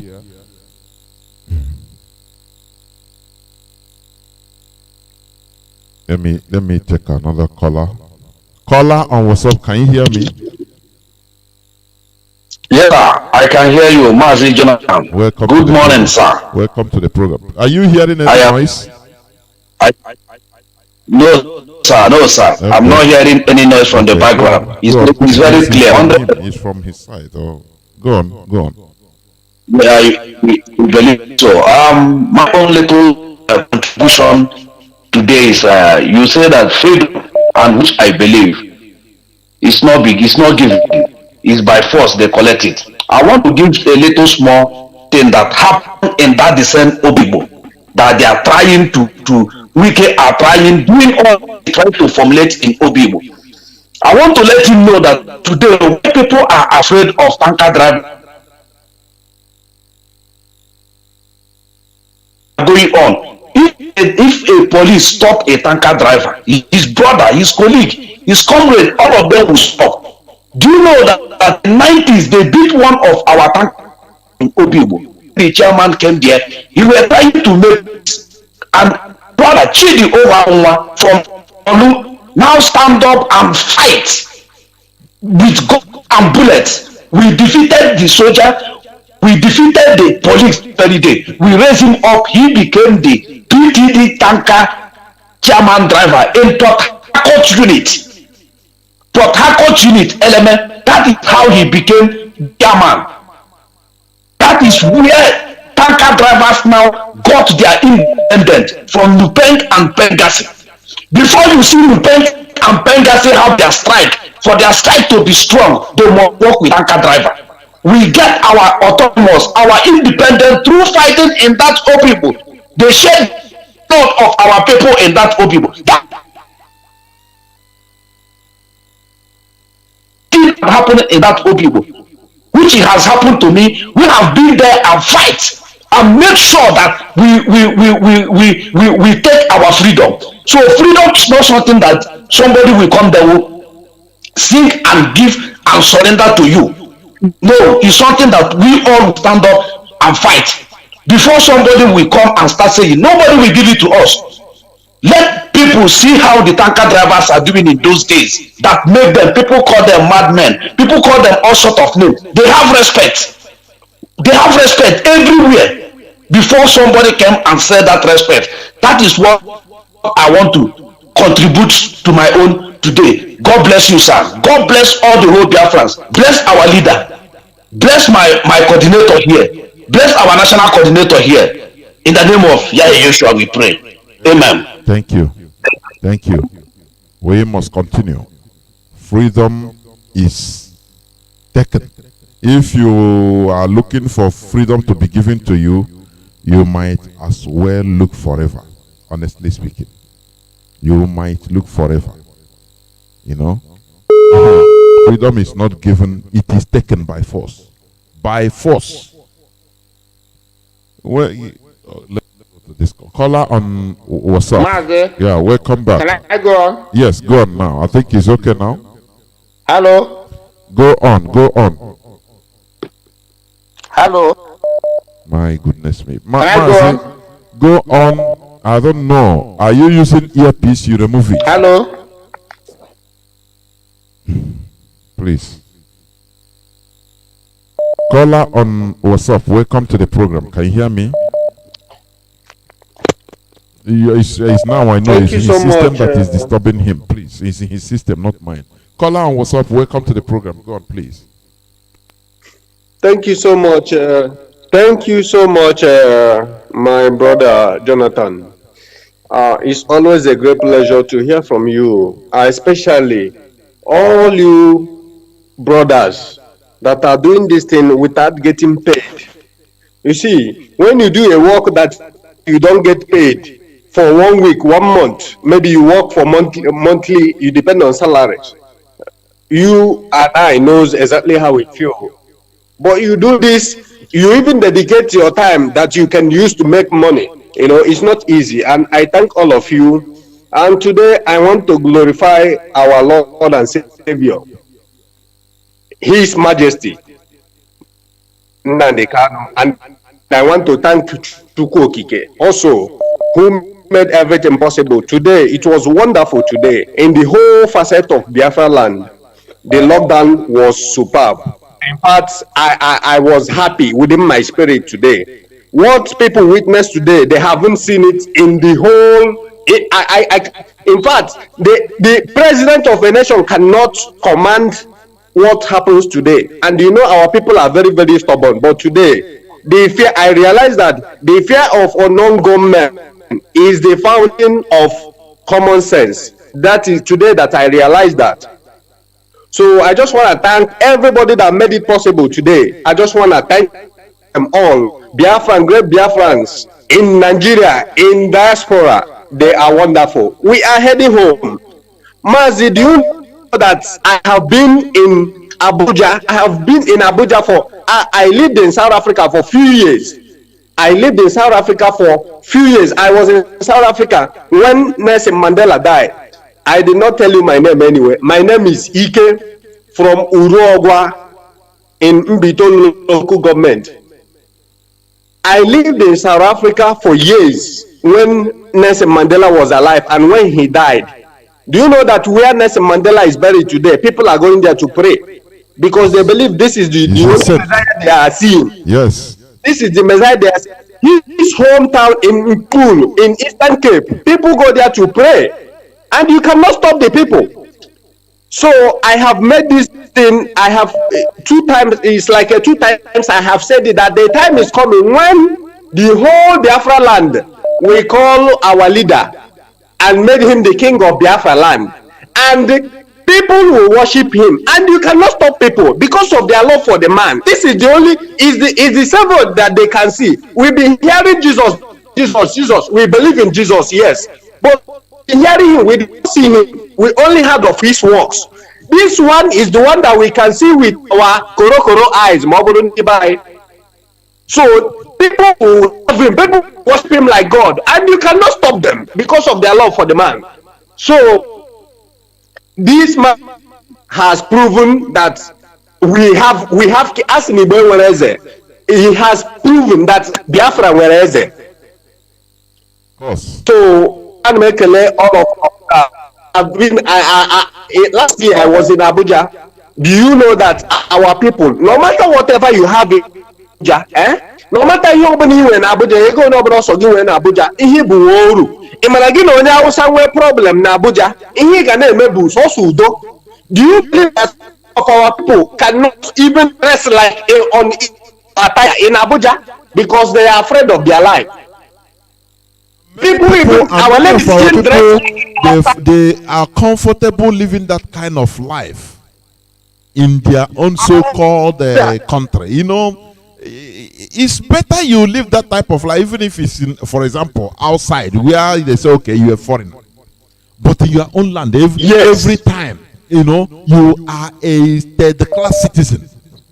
You continue. Okay, sorry. Okay, no. How much? Okay, it's him that hit your cow. But it's you that will start asking, okay, yes. How much? Now let me settle him, no problem. Just to maintain the peace. Just to maintain the peace. Yes. Because you are scared of that, scared of your life. You are scared that these people might, nobody will ask of you. I'm asking our brothers. I'm asking our brother. This is the same question that I want to ask now. How long shall we?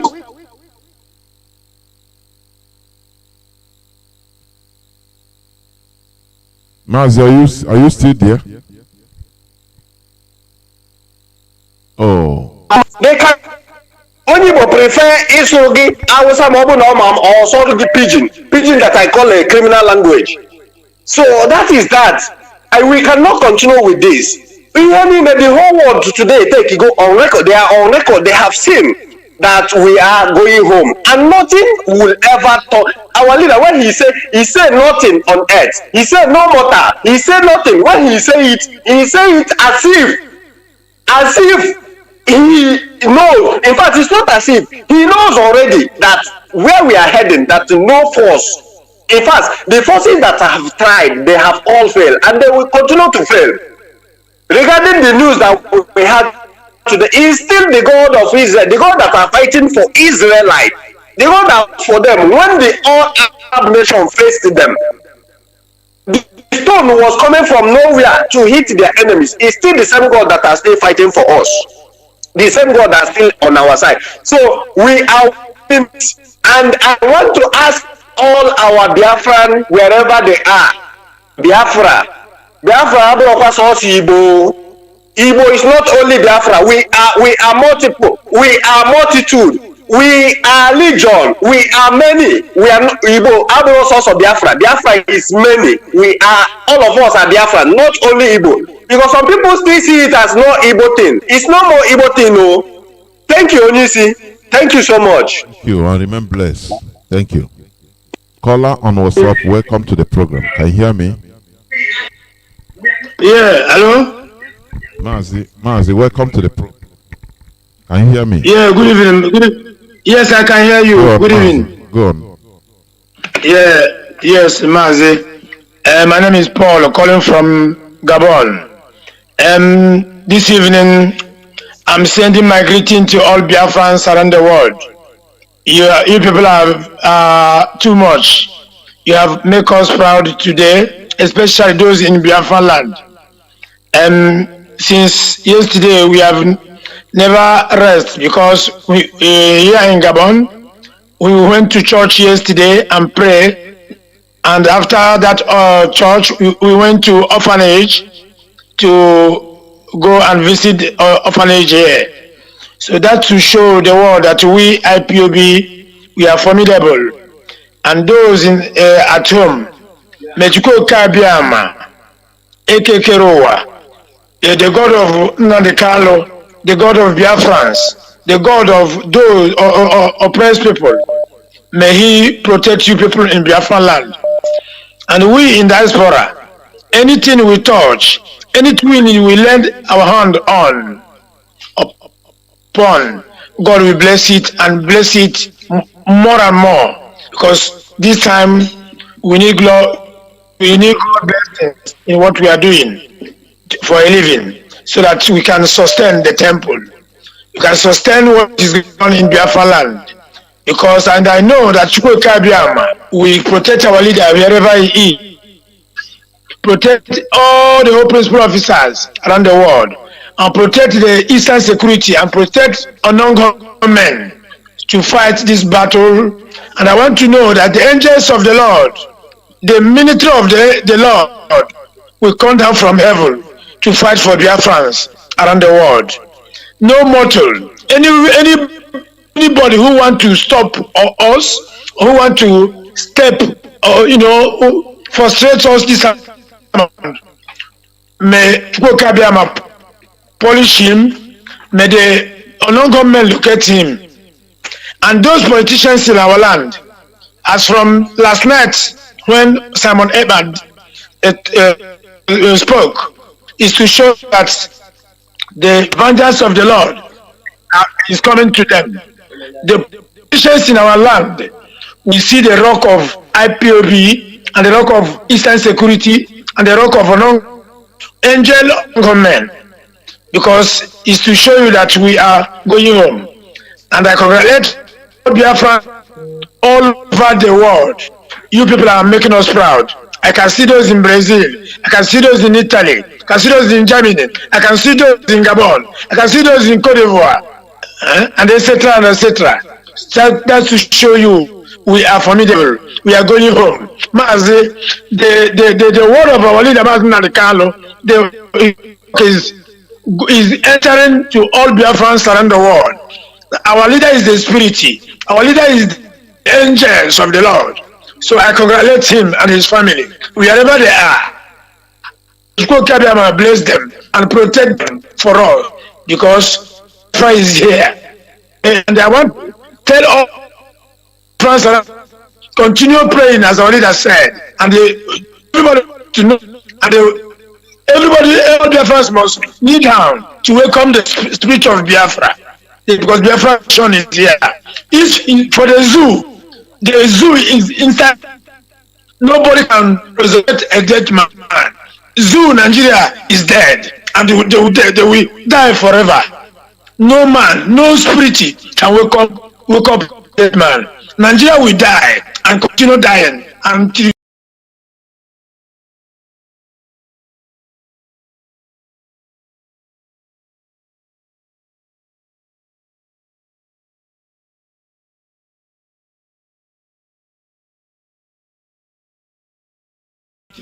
thy kingdom come.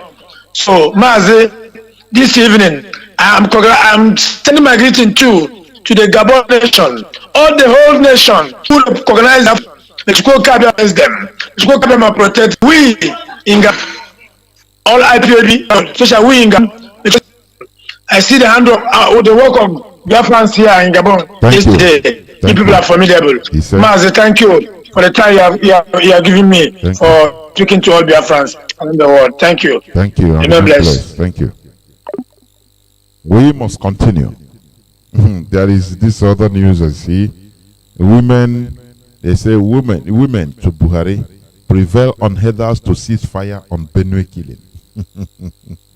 Continue begging your killer to you know why they see Nigerians as the most stupid people on earth.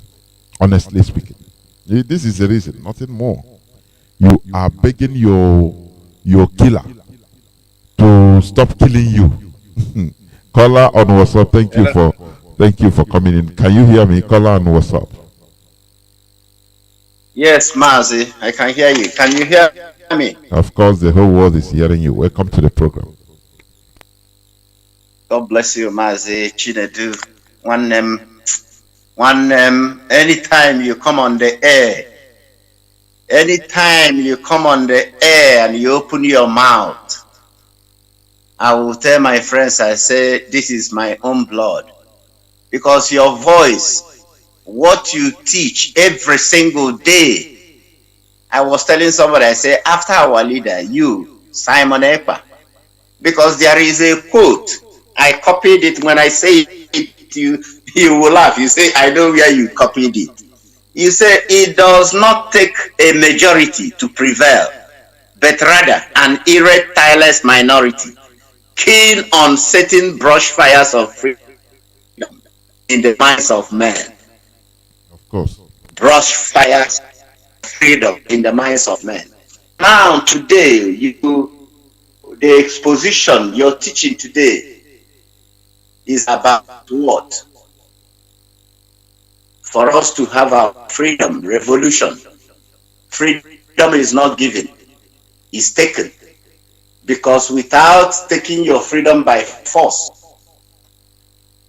we will continue talking and talking and talking and talking. But today, I've been trying the line. I was on the other of my line with somebody in Owerri, my brother that lives in Owerri. He told me, say, you guys out there today, that you have done something that in the history of, say, Africa, to start with, that nobody, no country has ever done that, or no leader, or no president, or no movement of anybody have done what we have done. Our leader, Mazi Nnamdi Kanu, we keep saying, we were told Jesus Christ, black man. Now, the same promise in that same Bible about a Messiah that will come, a time shall come, a Messiah will come. That one that I will send to you, that will deliver you from your bondage, 100 years of your slavery, suffering, your pain, your sorrow. A time shall come, I will send him to you. And some of them are still waiting, listening to GOs and their mommy GOs and their politicians and elders and these and that blah blah, looking for that helper, and yet they know what their problems are: hunger, suffering, pain, joblessness, killing, anarchy, insecurity, the hellfire. Every of them going to church, they want to avoid. You are already in hellfire, and yet God has given you a Messiah in the of Mazi Nnamdi Kanu and IPOB to come and set all of you free. All the slur words and names they called us, but today the same people you say they are what? Bandits. They are proscribed terrorists. They are the ones that said, sit at home today, don't go out. And then no living thing came out. Even those their police, those their army, they obeyed the order. That's what people should know. Both those their governors, both those their whatever, those their elected they all obeyed this sit at home order. What does it show? It means it was a referendum, indirect referendum, meaning 100% of Biafra freedom to zero. That's what it shows. The I keep saying, when referendum comes, all these governors say they all have what? One vote, one vote. But today, the people have spoken. The whole world, they have seen that Biafra restoration is not a joke. It's not no more a child's play. There is nothing again they have to wait to happen for us to take our freedom. Our people, time has come. It's not when you are, our leader should come and tell us something or to command us to. No. He has given you everything you need. People like Mazi Jonathan have given you everything you need. Simon Ekpa, all of us, all the frontliners of IPOB all over the world, they have given you all the things you need to take your freedom by force. You know the people killing you. I was telling this my brother, I said, going forward from today,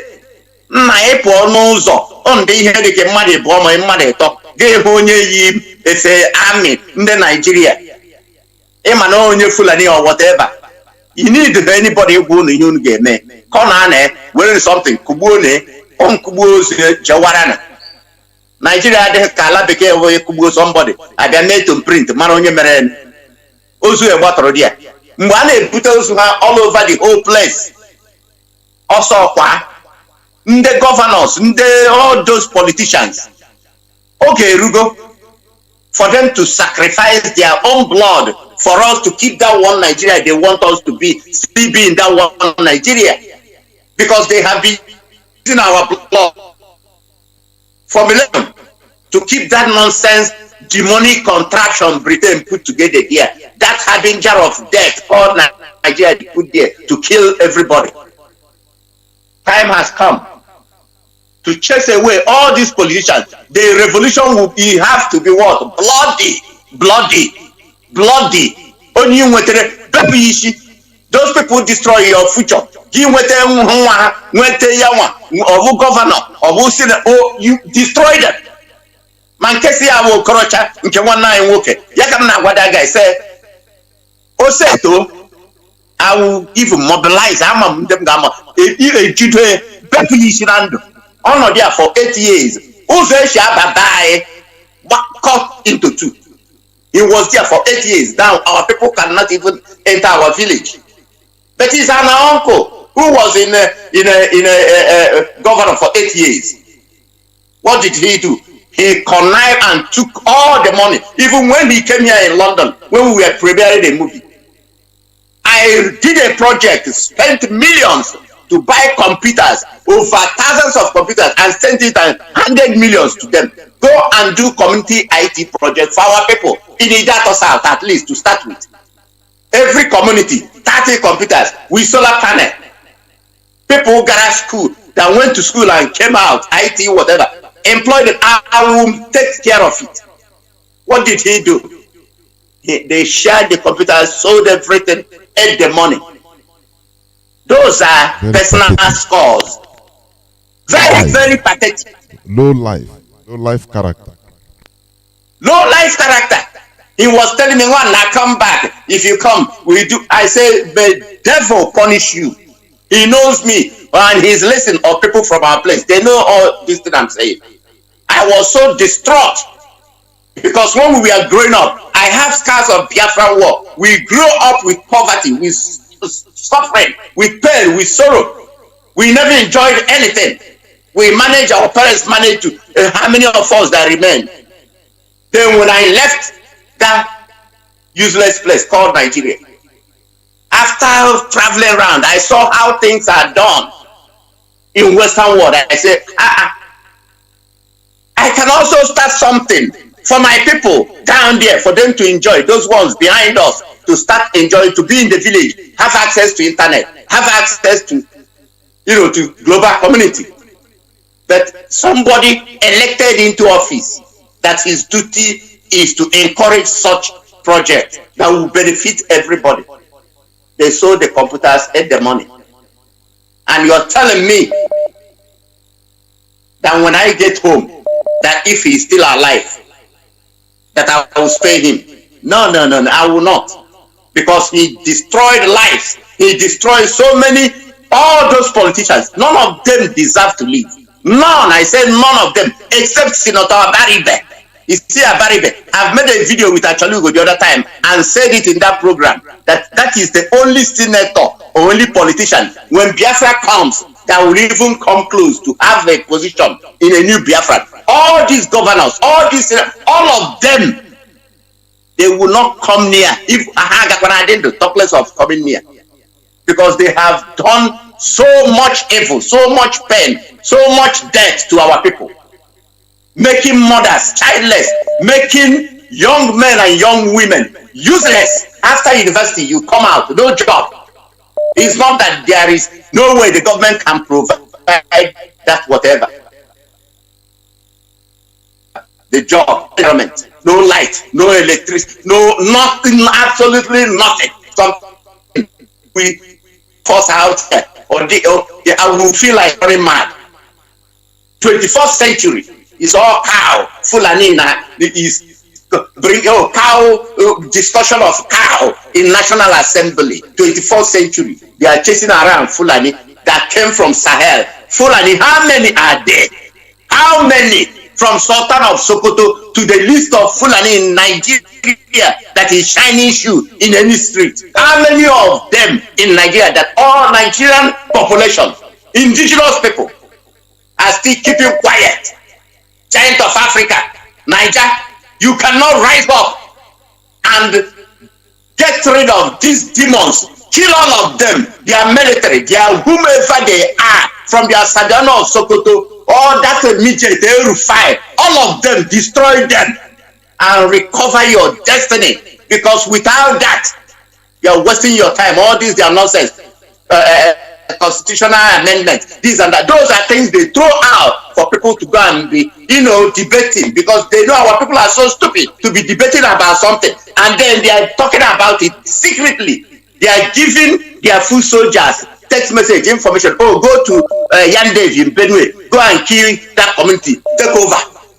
Oh, go to Izzi, go and kill people, take over. The same people that they are calling presidency, the same people that have hijacked Nigerian government. Mazi, thank you, Mazi. Thank you. Just God bless you. God bless our leader. God bless Biafrans. Thank you. And you too. And you too. Thank you. We have to answer. Thank you. Thank you. Thank you. Caller on WhatsApp. I think you called before, right? Yes, you asked me to send you something, which I've sent now. Okay, I'll do. Don't worry, I'll check it once I'm off air. Okay. Okay. Thank you. God bless you. We are gradually heading towards the end of this program. Today is a special day in our land, and it has confirmed that we are heading to the right direction. That people, we are the people. People, we are the people.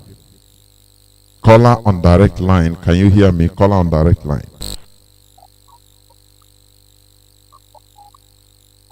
Caller on direct line. It seems this direct line is filtered.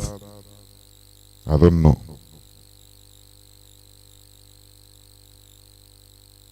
Today it proved that, look, we are the people. Forget about what few might be saying. You see many people coming out now to say, oh, Mazi Nnamdi Kanu, IPOB, forgive me. Before, I didn't believe I was talking rubbish, but now I repent. That is the power of consistency, because freedom is taken, it is not given. Caller, can you hear me? Yeah, I can hear you. Welcome to the program. Please, can you raise your voice, please?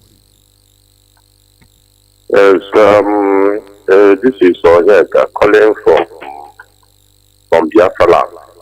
There, well, welcome. Okay, we want to thank you want to thank you immensely because of all the good work you have been doing for us, for all Biafrans, both the so-called Niger Deltans. They are all, everybody is benefiting. And today we observe very carefully and very wonderfully our sit at home. You know, I try all my best to light up my candle with my family. We pray together, you know, praying for total destruction of Nigeria. So we want to thank our leader immensely, the God-sent leader, the one that speaks like a leader. All this kind of Janjaweed governors we have here, many of them wearing pampers, and we still expect some good things from them. Like I myself, I pray for the destruction of this contraction called Nigeria. Not even the one the European is beating, you know, trying to, you know, to observe our fallen heroes. You know, all this, even in I don't trust him because all of them are wasted resources. They are waste. That is how I confirm them. And I always pray for their total destruction. How can somebody that said that Nigeria is part of his government, has he come out to tell us what the outcome of his deal with Nigeria? Only killings. Even right here in Oka, at Ring Road in Oka here, there is an army checkpoint still there. There is still army checkpoint. I've passed through that road many times. I still see army checkpoint, and they are blocking people in the light. Even in the jurisdiction of Obiano, that is why we tell, you know, we are in a state of war. That is why we always caution our people that they should they should not move about in the night. Yes. What these people are doing is horrendous. Is when we restore the atrocities of Nigeria will be revealed and people will shock. My brother. So that's why what you are preaching is that we have to take this freedom by force. Nobody is going to give it to us. The meeting that I held in Haba, you know, we thank God for it. But they need to speak like our leaders. Just imagine, Nnamdi Kanu, when he speaks with authority. These guys doesn't have any authority in them. I'm telling you the truth. All of them put together. Somebody that tells me that he saw war, he doesn't want to war, like the last man governor. Saying that he saw war, he doesn't want, he wants Biafra, but not from war. All this, he's talking like a woman. Who gave him war from who? That is the question. When IPOB was carrying flag everywhere, you know, just ordinary rally, they kill us. When, you know, these people, they will just come, they are provoking everybody in short because they feel that there is nothing anybody can do. But as our leaders say, either we get our Biafra or every human organism, I mean every living organism perishes there in Nigeria. They will come and talk rubbish. So in conclusion, all my prayer is that, like I told the other woman that goes to go on, Mazi, go on. Yes. I was telling a pastor woman that you shouldn't be praying for the peace of Nigeria. You should pray for destruction. That when you pray for peace of Nigeria, she's praying, is an idol worshiper. She ran away from me. You know? So, but I will thank God because we are about to see some good changes. So we thank God to God Yama is wonderful. He always answer our prayer. The prayer without work is nonsense. The work is right here now. We have picked up the guns. That's the thing they have. We have it now. So in any fuck up, we will respond. Thank you. Caller on WhatsApp Welcome to the program. Caller on WhatsApp. Can you hear me? Yeah, I can hear you, Mazi. Good evening, sir. Welcome Shalom, everybody.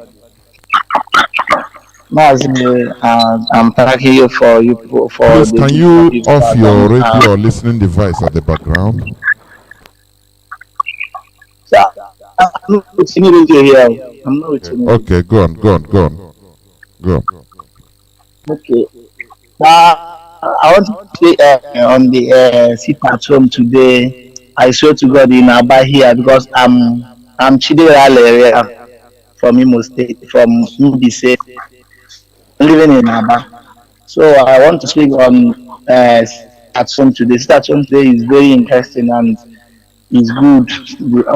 That's what nobody move. Everybody is in their house. Even me and myself, I'm in the house. Nobody is moving. So I like it today.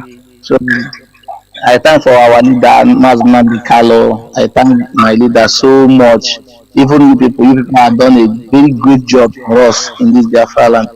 May God bless you people in Jesus' name. Say. And you too. Thank you very much. Bye-bye, sir. Thank you. Good night. This is where I'm going to draw the curtain. I will stop by reading this one.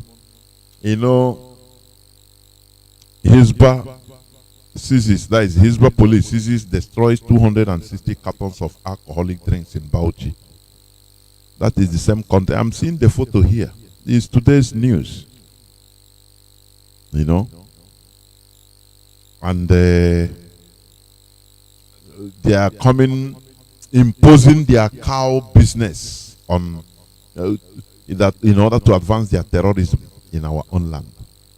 Whereas they are destroying the livelihoods of our people in Bauchi, in the core Sharia North.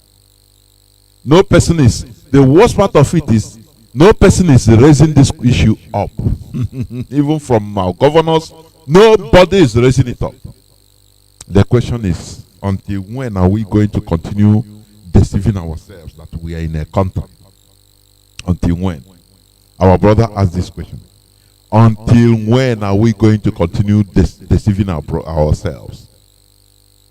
As he said in Abuja, is it only in Abuja? Even in our own land.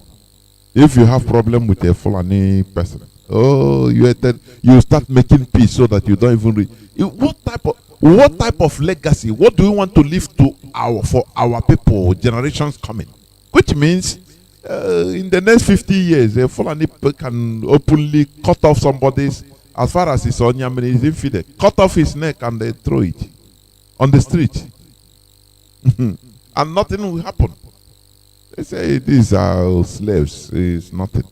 That is what these so-called politicians are putting us little by little. Little by little. Don't fight back. Just be law-abiding citizen. Oh, we're on top of the issue. Oh, no, we are on top till when? Since when till when? Remember, freedom is not given, it is taken. Destroying they have Hisba police. They have meetings, the so-called northern governors meetings. They don't invite nobody. They make their things, they do their things, they destroy people's properties. And it doesn't make a news. You don't see a southern governor or politician rise up to speak against it. But only the meeting of the southern governors, you see all of them. Hey, break loose. How can a slave try to question his master? This insult is too much. When our leaders say it is either we get freedom or every living organism. It didn't say every human being. He said living organism. It means a lot. People don't understand. In no distant time, as he said, we are going to enter into another stage. Aegon solution. Many people, you need to research to understand what it means. Now angels are at work. Another thing will be introduced. That is it. I say either we get this freedom or everything perish. Not only us, everybody. When things will be exploding everywhere, where nobody will feel so safe, both rich and poor. Nowhere. This is a preamble. I'm telling you, this is a preamble. Many things are coming. Many things are coming. Many things are in the offing. Freedom is not taken. Freedom is not given, it is taken. They destroy look at Fulani headsmen killing everywhere in our own land. And we now take it, people take it, not we, because IPOB, we fight against it. People take it as normal thing. Na Fulani kill. Imagine it is another tribe. Can Yoruba be killing anywhere in the north or in any other place and all hell will not break loose? Or is it Igbo? Or is it Ijo killing going to the Bauchi desert area and any woman they see they slaughter and they attacking villages? If others can take slavery and be recompensed with money, being nigger, house nigger, drinking our gas coffee, master's coffee, the IPOB, we can never accept it. This is too demeaning. This is too much, in short. I'm telling you. Let me pick this call for just few minutes. Otherwise, I'm on the verge of closing. Mazi, you could please, I give you just few minutes and you respect that, please. You called late. Can you hear me? Yes. Welcome to the program. Please, just make it short because I'm on the verge of closing. Okay. My name is Chukwemanu. I'm a native of the Biafra land. I greet my leader, our leader, Mazi Nnamdi Kanu, for a time like this. Honestly, if people understand the meaning of freedom and the meaning of slave, for somebody call himself a Nigerian, call himself PDP or APC, you may have the whole money in the world. From the south, you are a slave. That is what you are to the Fulanis. The Fulani knows that. It's only some of you don't know. A Fulani see you as a slave. Our leader have tried so much to educate the people of Nigeria and Biafra in general that this country you call Nigeria is a well-organized and planned by British. And as it's going now, it does exactly what the British want it to be. If not our leader, in the next 5-10 years, that place called Nigeria will be sorry. Because before then, the Fulani will complete all their agenda in that place. But my happiness is that God sent our leader to defend his people.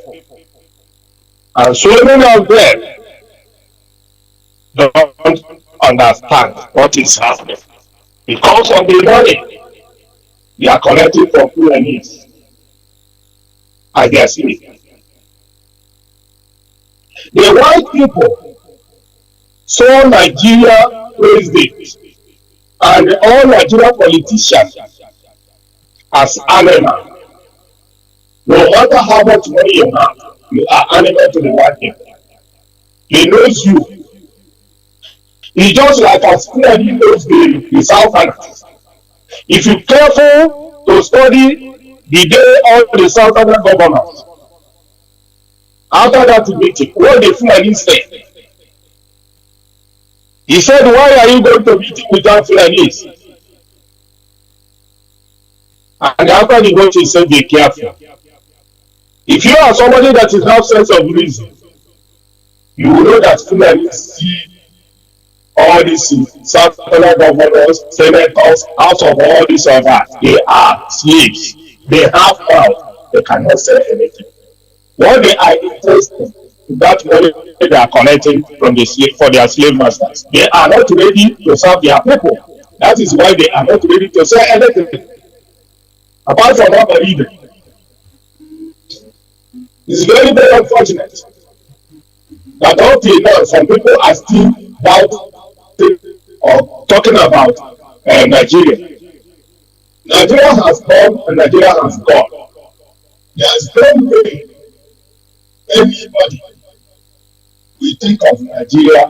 If you are thinking of Nigeria from the south, you are the most useless person on earth. You are not ready to be human being because there is no country compared to Nigeria over the world.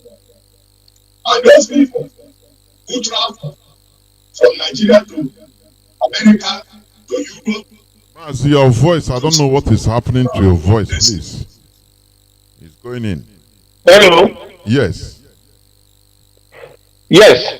Okay. I say those people travel from Nigeria from Nigeria to other countries of the world, and they are attacking our leader. They don't know that the white people are seeing them as the most useless people on earth, because the white people know the meaning of truth, because they value truth. Only Africa don't know the meaning of truth, and they are looking forward to move forward. While you are a bunch of liars, a bunch of criminals, a bunch of thieves. Have you seen a country that is always teaching their people how to steal and to loot? And you look at that place as a human being. Every corner in Nigeria is corrupt. Nothing left apart from our POB, apart from our leader. Every other corrupt, or every other partition is a dead place. So let me stop here so far. I greet my leader. I greet all the strong IPOB, because that is the only thing left. Some of us are 70 and above. We have no much time to wait. But those small ones is what we are worried about, because without Biafra, they are going to suffer. The only hope is IPOB. The only hope is our leader. The only hope is Biafra. Thank you very much. All hail Biafra. Almost hail Biafra. Thank you. This is where I'm going to call it, I'll draw the curtain. Tomorrow is another day, and we must continue doing what we are doing consistently, because our leader is consistent. We must never allow anything to distract us. Our focus is Biafra. That is where we are heading. There is nothing that can stop it. Therefore, do not allow anything to distract you, because we must keep on the tempo, keep on the pressure. No government can ever defeat the people. People, I mean, these so-called politicians must be forced. I say by force. They must be forced to bend to the will of the people, or they break. This is the bottom line. Remember, freedom is taken. It is never given. If you are waiting for freedom to be given to you, you must. fight together, together, together, the more we fight together, and stronger we shall be. The more we fight together, together, together, the more we fight together, and stronger we shall be.